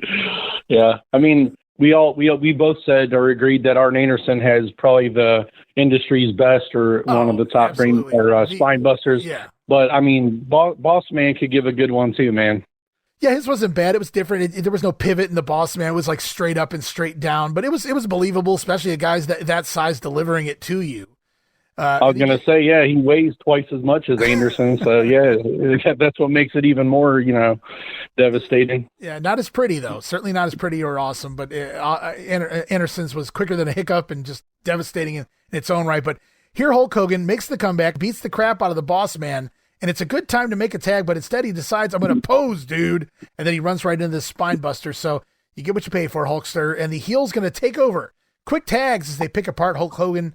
DiBiase finally, I forgot he was out there, finally tagging back in for the first time since the start of the match. Hey man, money talks. $1 Million Man with a clothesline and a trilogy of those awesome falling fist drops. Got to get himself a 2 count. But Hogan not only kicks out of the fist drops, but immediately pops to his feet. No selling the moves with we'll call it a semi-Hulk up here, and a tag out to Hercules, who is all bonzo gonzo on his would-be slave owner. Nice clotheslines and a nice knee lift from Herc, but Virgil tripping Hercules up from the floor, the mighty one jerking Virg up onto the apron, but with the distraction, it's DiBiase from behind with that trusty old knee in the back and a schoolboy to steal the pin and eliminate Hercules. 16 minutes, 36 seconds. Man, I was really hoping Herc would do a little more with DiBiase here. We didn't get a whole lot, but they're teasing for the house shows, I suppose. Yeah, I would have liked to have seen a little bit more offense on Hercules, going after DiBiase. But like you said, maybe they were saving it for you got to get the people in the cities to pay to see the payoff. Right. So Virgil coming into play on the floor there, tripping up Hercules, distracting him, allowing DiBiase to get the roll up from behind, sneaking a pinfall, eliminating his potential slave, if you will. And we are now down to 4-on-2, much like we were in the last match. But somehow I should have known that. With the mega powers involved, especially Hulk Hogan, DiBiase immediately standing up, gloating over tricking Hercules, taking the fall, fooling and eliminating his slave from the bout. But Teddy getting too cocky, too pleased with himself, a little too much celebration as he mocks Hercules out on the floor. And the Macho Man sees the opening, leaps over the top rope, rushes over, jerks DiBiase back by his trunks, rolls him up for another schoolboy and another 1, 2, 3. Wow. Did not see that coming when I first watched this thing. 16 minutes, 58 seconds, DiBiase gone. Yeah, no high knee to the back or anything, just the roll-up.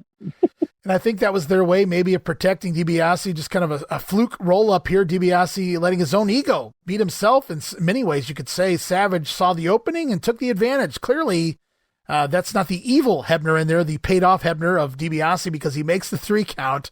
And down goes the $1 Million Man. Surprised to see him out this early in the match.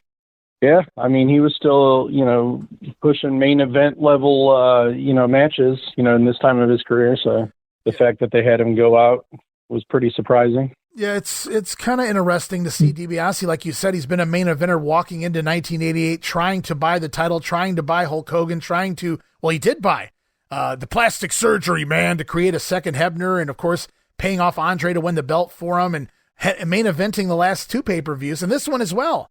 It was kind of curious why DiBiase wasn't one of the co-captains also, I must admit, being Ted DiBiase and all, but at the same time, seeing him eliminated in the middle of the match really took me aback the first time. I just expected him to be there somewhere near the end. Yeah, same. But there's storyline here we have to remember at the end of the day. Pat Patterson booking a masterpiece, if you guys just stay tuned for the end there. So the action going to continue. DiBiase eliminated Haku, going to jump the Macho Man, but Hulk tagging in before too long. Hogan, though, turns around into a Haku thrust kick, the most kind, polite thrust kick of all time. Haku taking care of the Hulkster, and the heels start the beatdown on Hulk Hogan, dude. As the yet-to-be-named Twin Towers get their shots in, Haku comes back and applies the old trapezius nerve hold O'Doom. Boss Man eventually back in, landing his patented Boss Man Slam on the Hulkster, but elects not to cover, instead celebrating before climbing to the top rope, looking for a giant splash onto Hulk Hogan. But the Hulkster out of the way, Boss Man missing that leap off the top, and Hogan with the hot tag out to the Macho Man.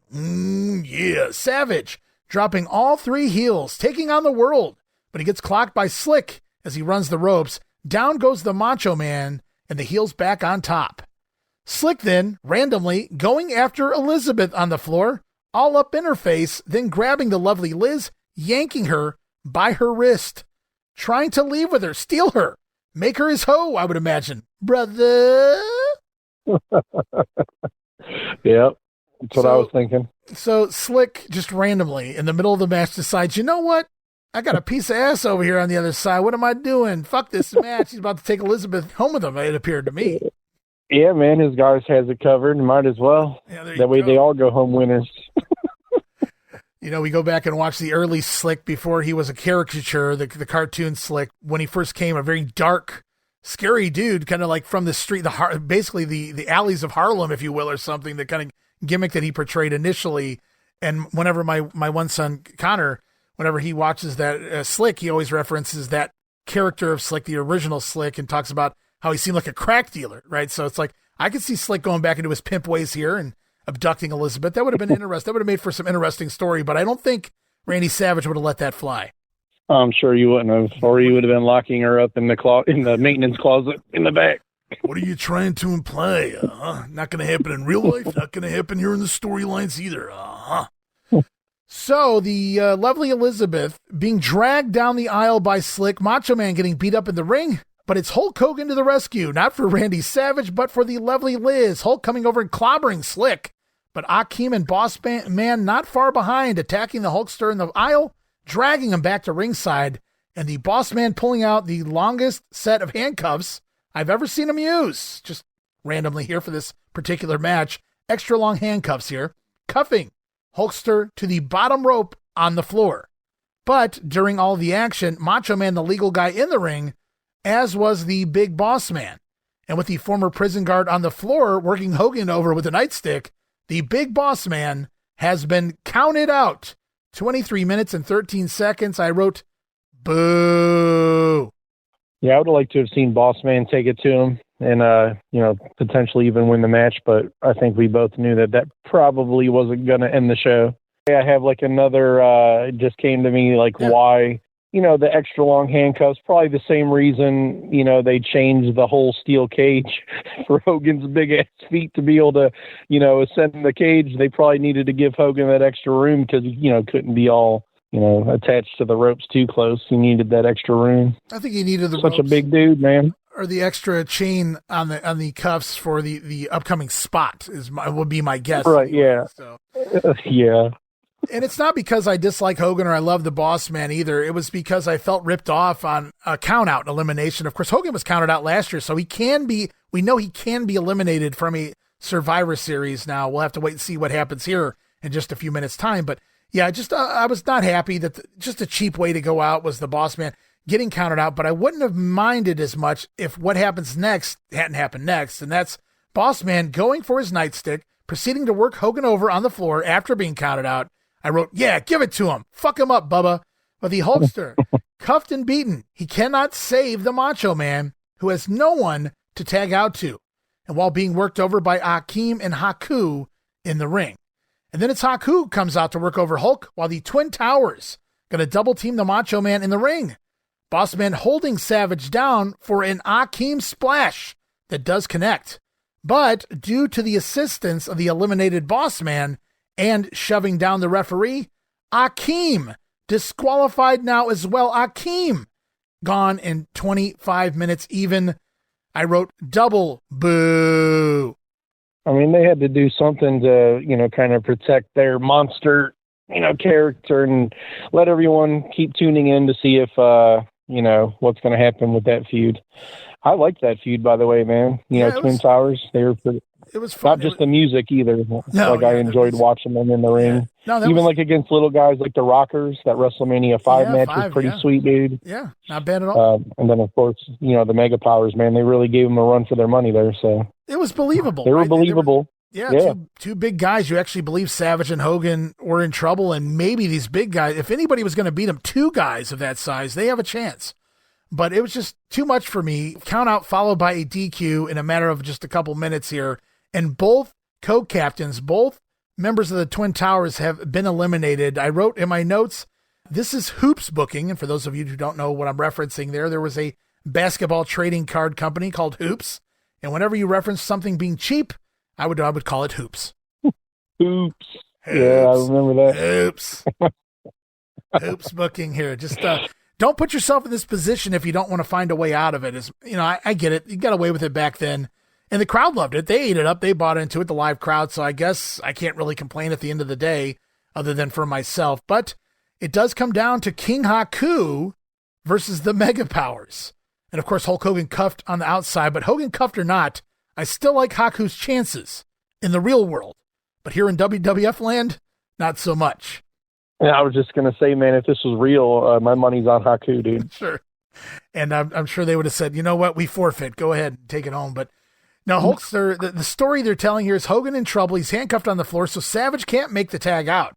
And so Savage in trouble in the ring, but just an odd choice. This could have been Ted DiBiase, but I'm guessing they're thinking we can't just keep putting DiBiase in the main event and doing this every pay-per-view with him. But also, maybe based on the finish, they wanted to protect Teddy a little bit here and just do that schoolboy we got earlier.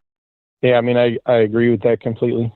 So Haku going to try to put out the Macho Man here. Slick standing on the outside, taunting Hulk Hogan, waving the handcuff key in front of the Hulkster. Come and get it, brother. In the ring, though, Haku missing an elbow drop and Savage crawling over looking for the tag, but nobody's home.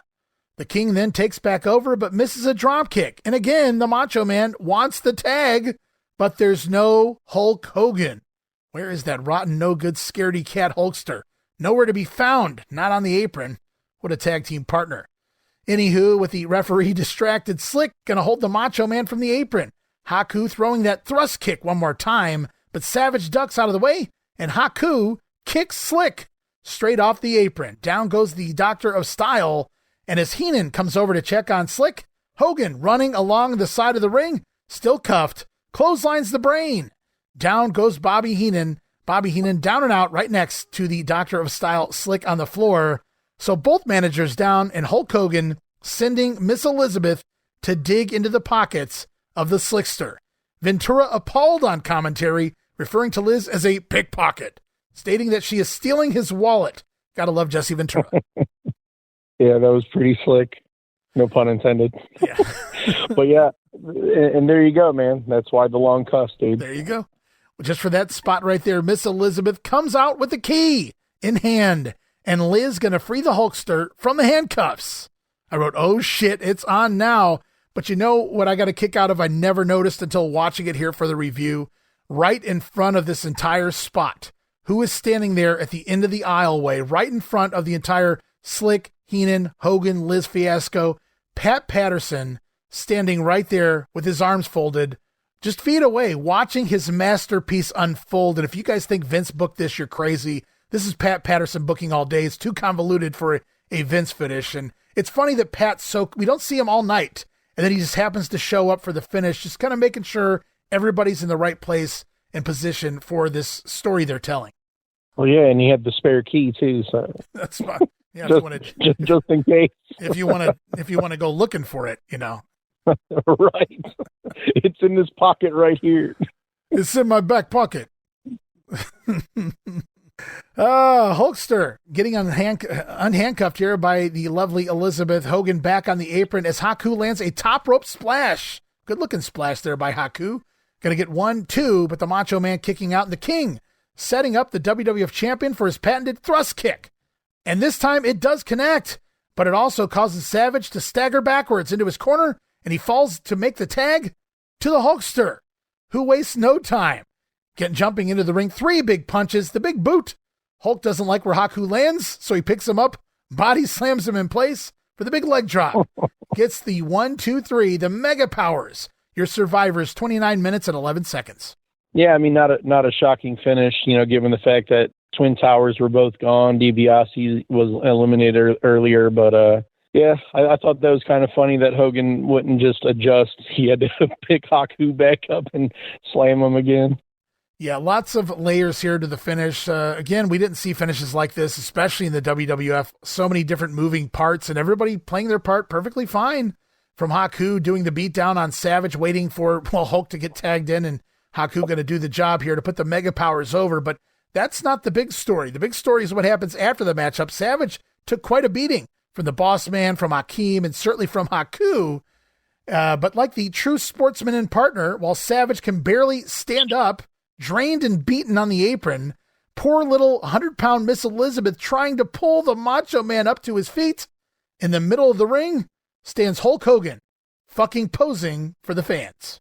Hogan must pose, man. Like we've been over this. Win, lose, or draw, pal. Hogan must pose. That is proved. That is proven time and time again. But at the same time, we have Savage can't even stand his poor partner beaten half to death, and Hogan, he's got to give the fans what they came here to see. They got to watch Hulk Hogan cup his ear. Yeah, I take it back. Hogan was a selfish prick. But it doesn't end there. It gets even better. How, you may ask? Well, Elizabeth, she comes over seemingly to get Hulk's help. Hey, Randy needs some help, Hulk. But Hogan ignores why she comes and instead jerks her up, swinging her around in celebration. Fuck Randy Savage, dude. Yeah, we won, Liz. Finally, Macho Man gonna stagger into the ring, into the middle of the ring, and there it is. It happens right there. There's that face, the eyes of the madness. Like, who the fuck are you, Hulk Hogan? Elizabeth quickly raising both men's hands in victory, but Savage doing a double take, even pointing, questioning the Hulkster. And Hogan not even paying attention, just smiling and posing, pal. Yeah, man, the eyes don't lie, dude. I think everyone kind of saw at that moment, like maybe there was trouble in paradise. What a dick move. Hulk Hogan celebrating while Savage laying there half dead. Elizabeth trying to pick him up. She can't do it. She goes over to get the Hulk's attention, and instead he just doubles down, starts posing with Elizabeth. Fuck Randy Savage. And finally, when the Macho Man comes over, pointing, questioning Hulk Hogan, the Hulkster shrugs that off as well, because Hogan must pose, as we've already said. So I'm telling you guys, how is this guy a babyface? I just don't get it. Because people cheer for him, and they pay a lot of money for his shirts, and they pay a lot of money to come see him wrestle. So I guess that's why they kept him. They kept him as the face of the company for how long?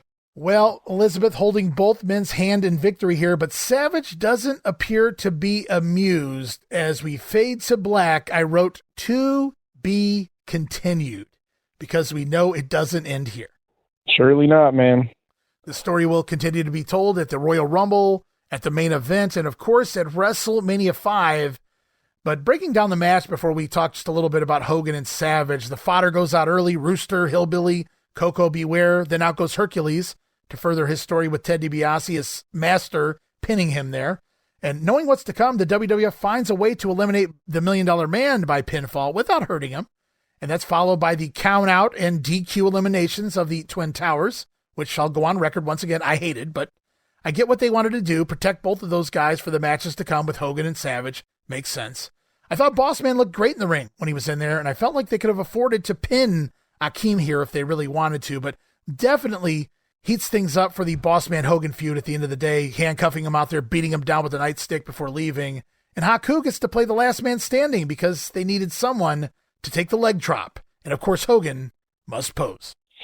Yeah, I mean, as badass as Haku was in real life, man, he was definitely a company guy. You know, he wasn't afraid to take, the leg drop, wasn't afraid to do the job to anyone. That's what he was paid to do. Hey, so there was one other thing, too, during the match. Yeah. I meant to, say something back before he was eliminated. Yeah. But you were talking about DiBiase doing his, 3, backdrop fists. Yeah.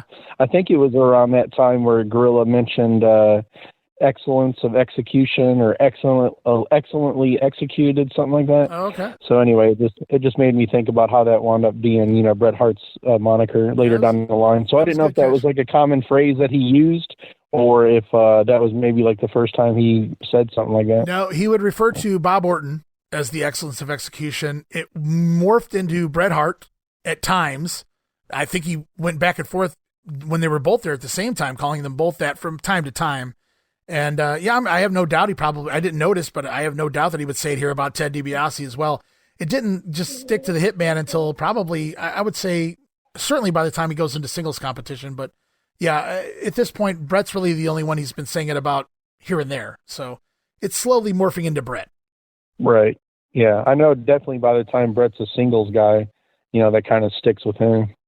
there's never a mistake in calling Ted DiBiase the excellence of execution. I could see why he would do that. He did it for Orton when Orton would go in there and have a scientific match as well. So DiBiase certainly fits that bill. But we come to the conclusion of the pay-per-view, and does Hulk Hogan even check on his partner? Nope.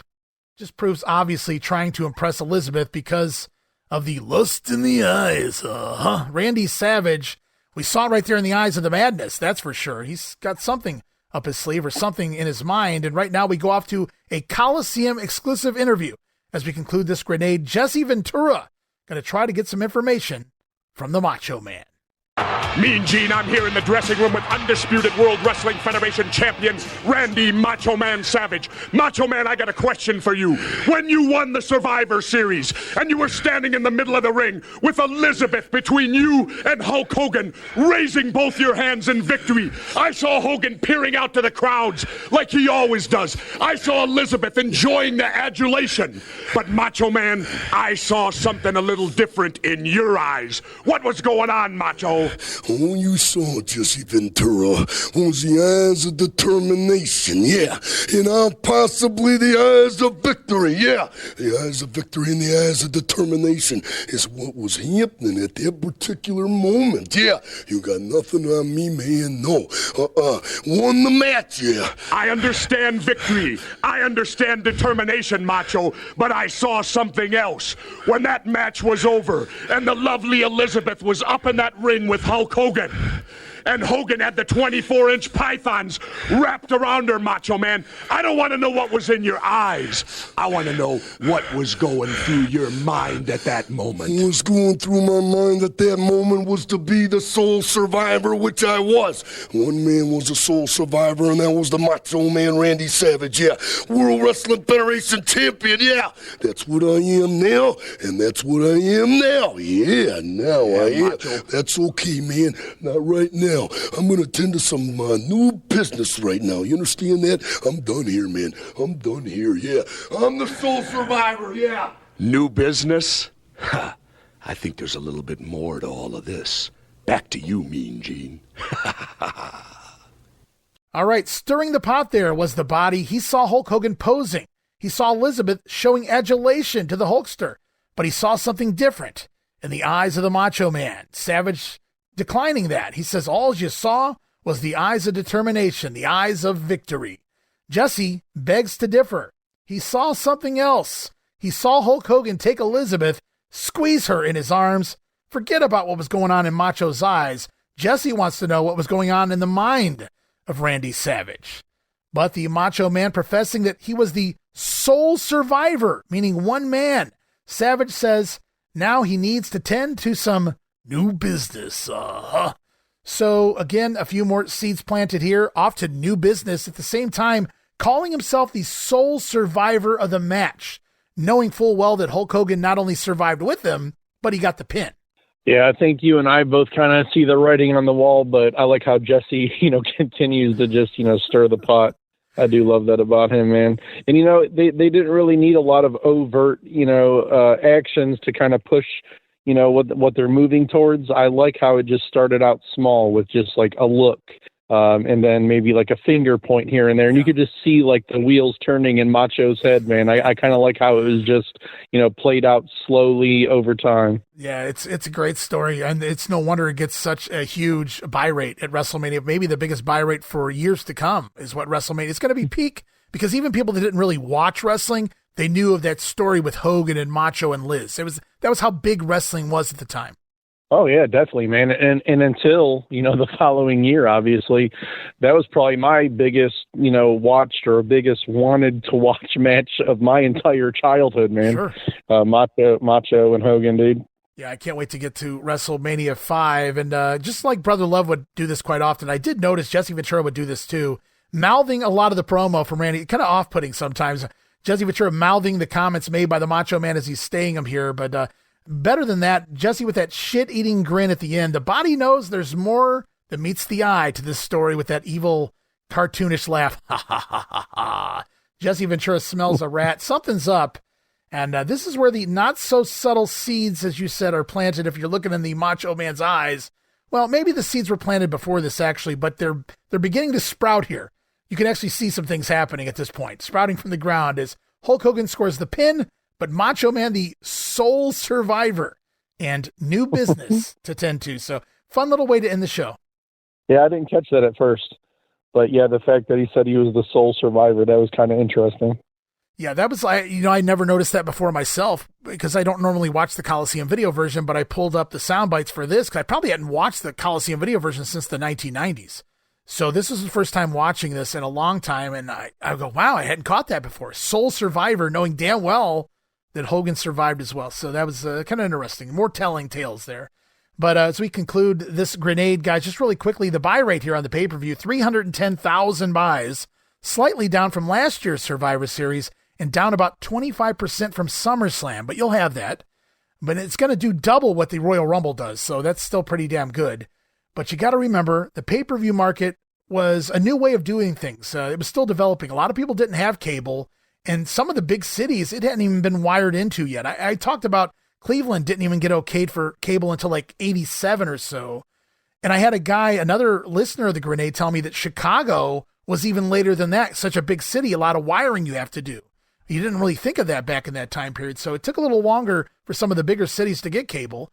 And thus, when you look at these buy rates, it could have been more, but 310 for the time wasn't bad. And no worries, because as I pointed out, WrestleMania 5 going to set all kinds of records for buy rates for years to come, between the mega powers exploding, of course. So WWF doing just fine heading into 1989. Yeah, I wasn't aware of, the buy rate information, but I wonder if it had anything to do, too, because it was, in the middle of the week. It was a holiday. It wasn't like the typical Sunday pay-per-view. But, yeah, I don't know, man. I wonder why it was down 25% just since SummerSlam, though. Yeah, I'm sure a lot of factors went into it. Also, there's not a lot of feuds going on right now. They kind of settled things for the last couple of months. They're not really doing a lot of, Jake and Andre, yes, Boss Man and Hogan, yes, but outside of those, we don't have a lot of feuds going on right now in the company. They're going to save that for after Survivor Series, heading into WrestleMania time, and Royal Rumble as well. So, yeah, there's a lot to factor in. It's been a lot of lull on TV as of late. They've been trying to keep things going, but at the same time, there's not a lot of new storylines per se. So and again, we just have a lot of random matches thrown together here. But that was what was cool about Survivor Series, because when we were growing up, I think you mentioned this last week on the last episode, we didn't get a lot of competitive matches on TV. Certainly not to this degree. So this was a big deal. I told Gene Jackson, we recently did the Survivor Series video cast. I said, it always felt like this to me. I spoke for you as well, but I felt like Survivor Series was our favorite pay-per-view as kids, because there were so many different dynamics and matches we got, much more than WrestleMania. Yeah, I think Survivor, as a kid, is probably Royal Rumble and then, Survivor Series, even more so. And then obviously as I grew older, I started appreciating the singles matches at WrestleMania and the build-ups and the storylines. But yeah, as a kid, definitely Survivor Series and Royal Rumble, because you saw guys in the ring together that, it was like a dream match, even though it wasn't necessarily a singles match or a tag match. It's like, I've never seen this guy in the ring with that guy before. This is going to be awesome. Sometimes it was, sometimes it wasn't, but it was always fun to just anticipate, Yeah, from the little glimpses of the Brainbusters and the Bulldogs back in that tag team match, all the way up to Hulk Hogan and the Red Rooster. You never knew what you were going to get at the Survivor Series, and it didn't disappoint. It was a fun time, and I appreciate you doing this two-parter with me, going back in time and reliving our childhood. Man, it's been a blast. Yeah.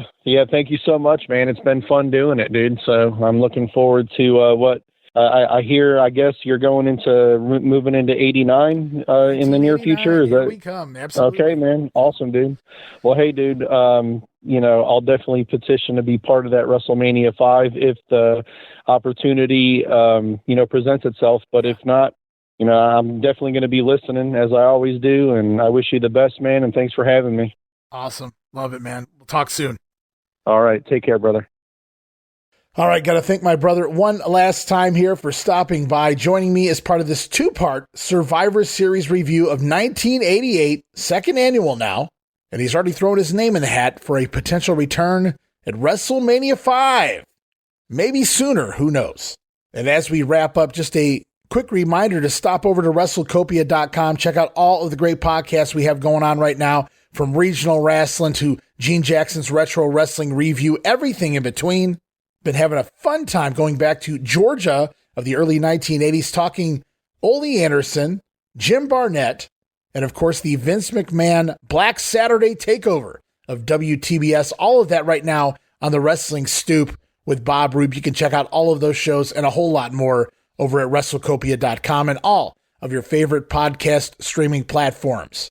And as we wrap it up, would greatly appreciate everybody stopping by patreon.com/WrestleCopia. Check out what we have there, the offers we have at the All Access tier, the VIP Superfan tier, and now the Ultimate tier. Also added lots of great stuff going up right now. Tons of video casts, from the Coliseum videocast to Dan Ginnety's Pro Wrestling Academy videocast, the Big Ones collection.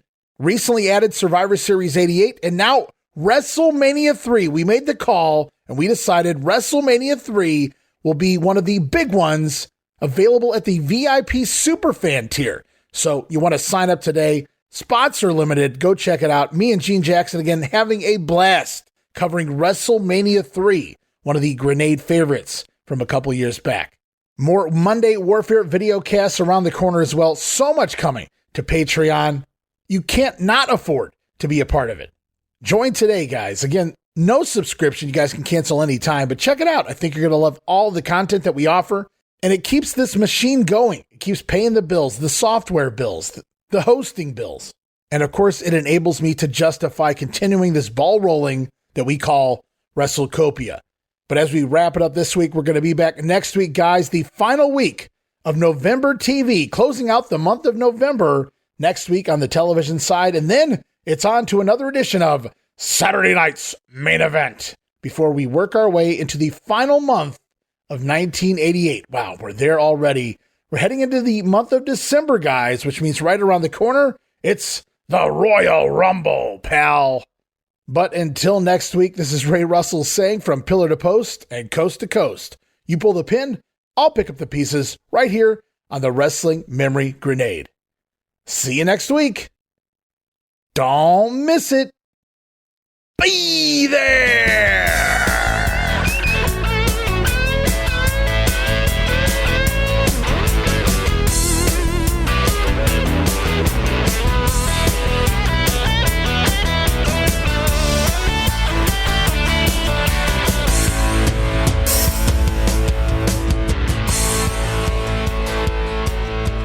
When that match was over and the lovely Elizabeth was up in that ring with Hulk Hogan, and Hogan had the 24-inch pythons wrapped around her, Macho Man, I don't want to know what was in your eyes. I want to know what was going through your mind at that moment. What was going through my mind at that moment was to be the sole survivor, which I was.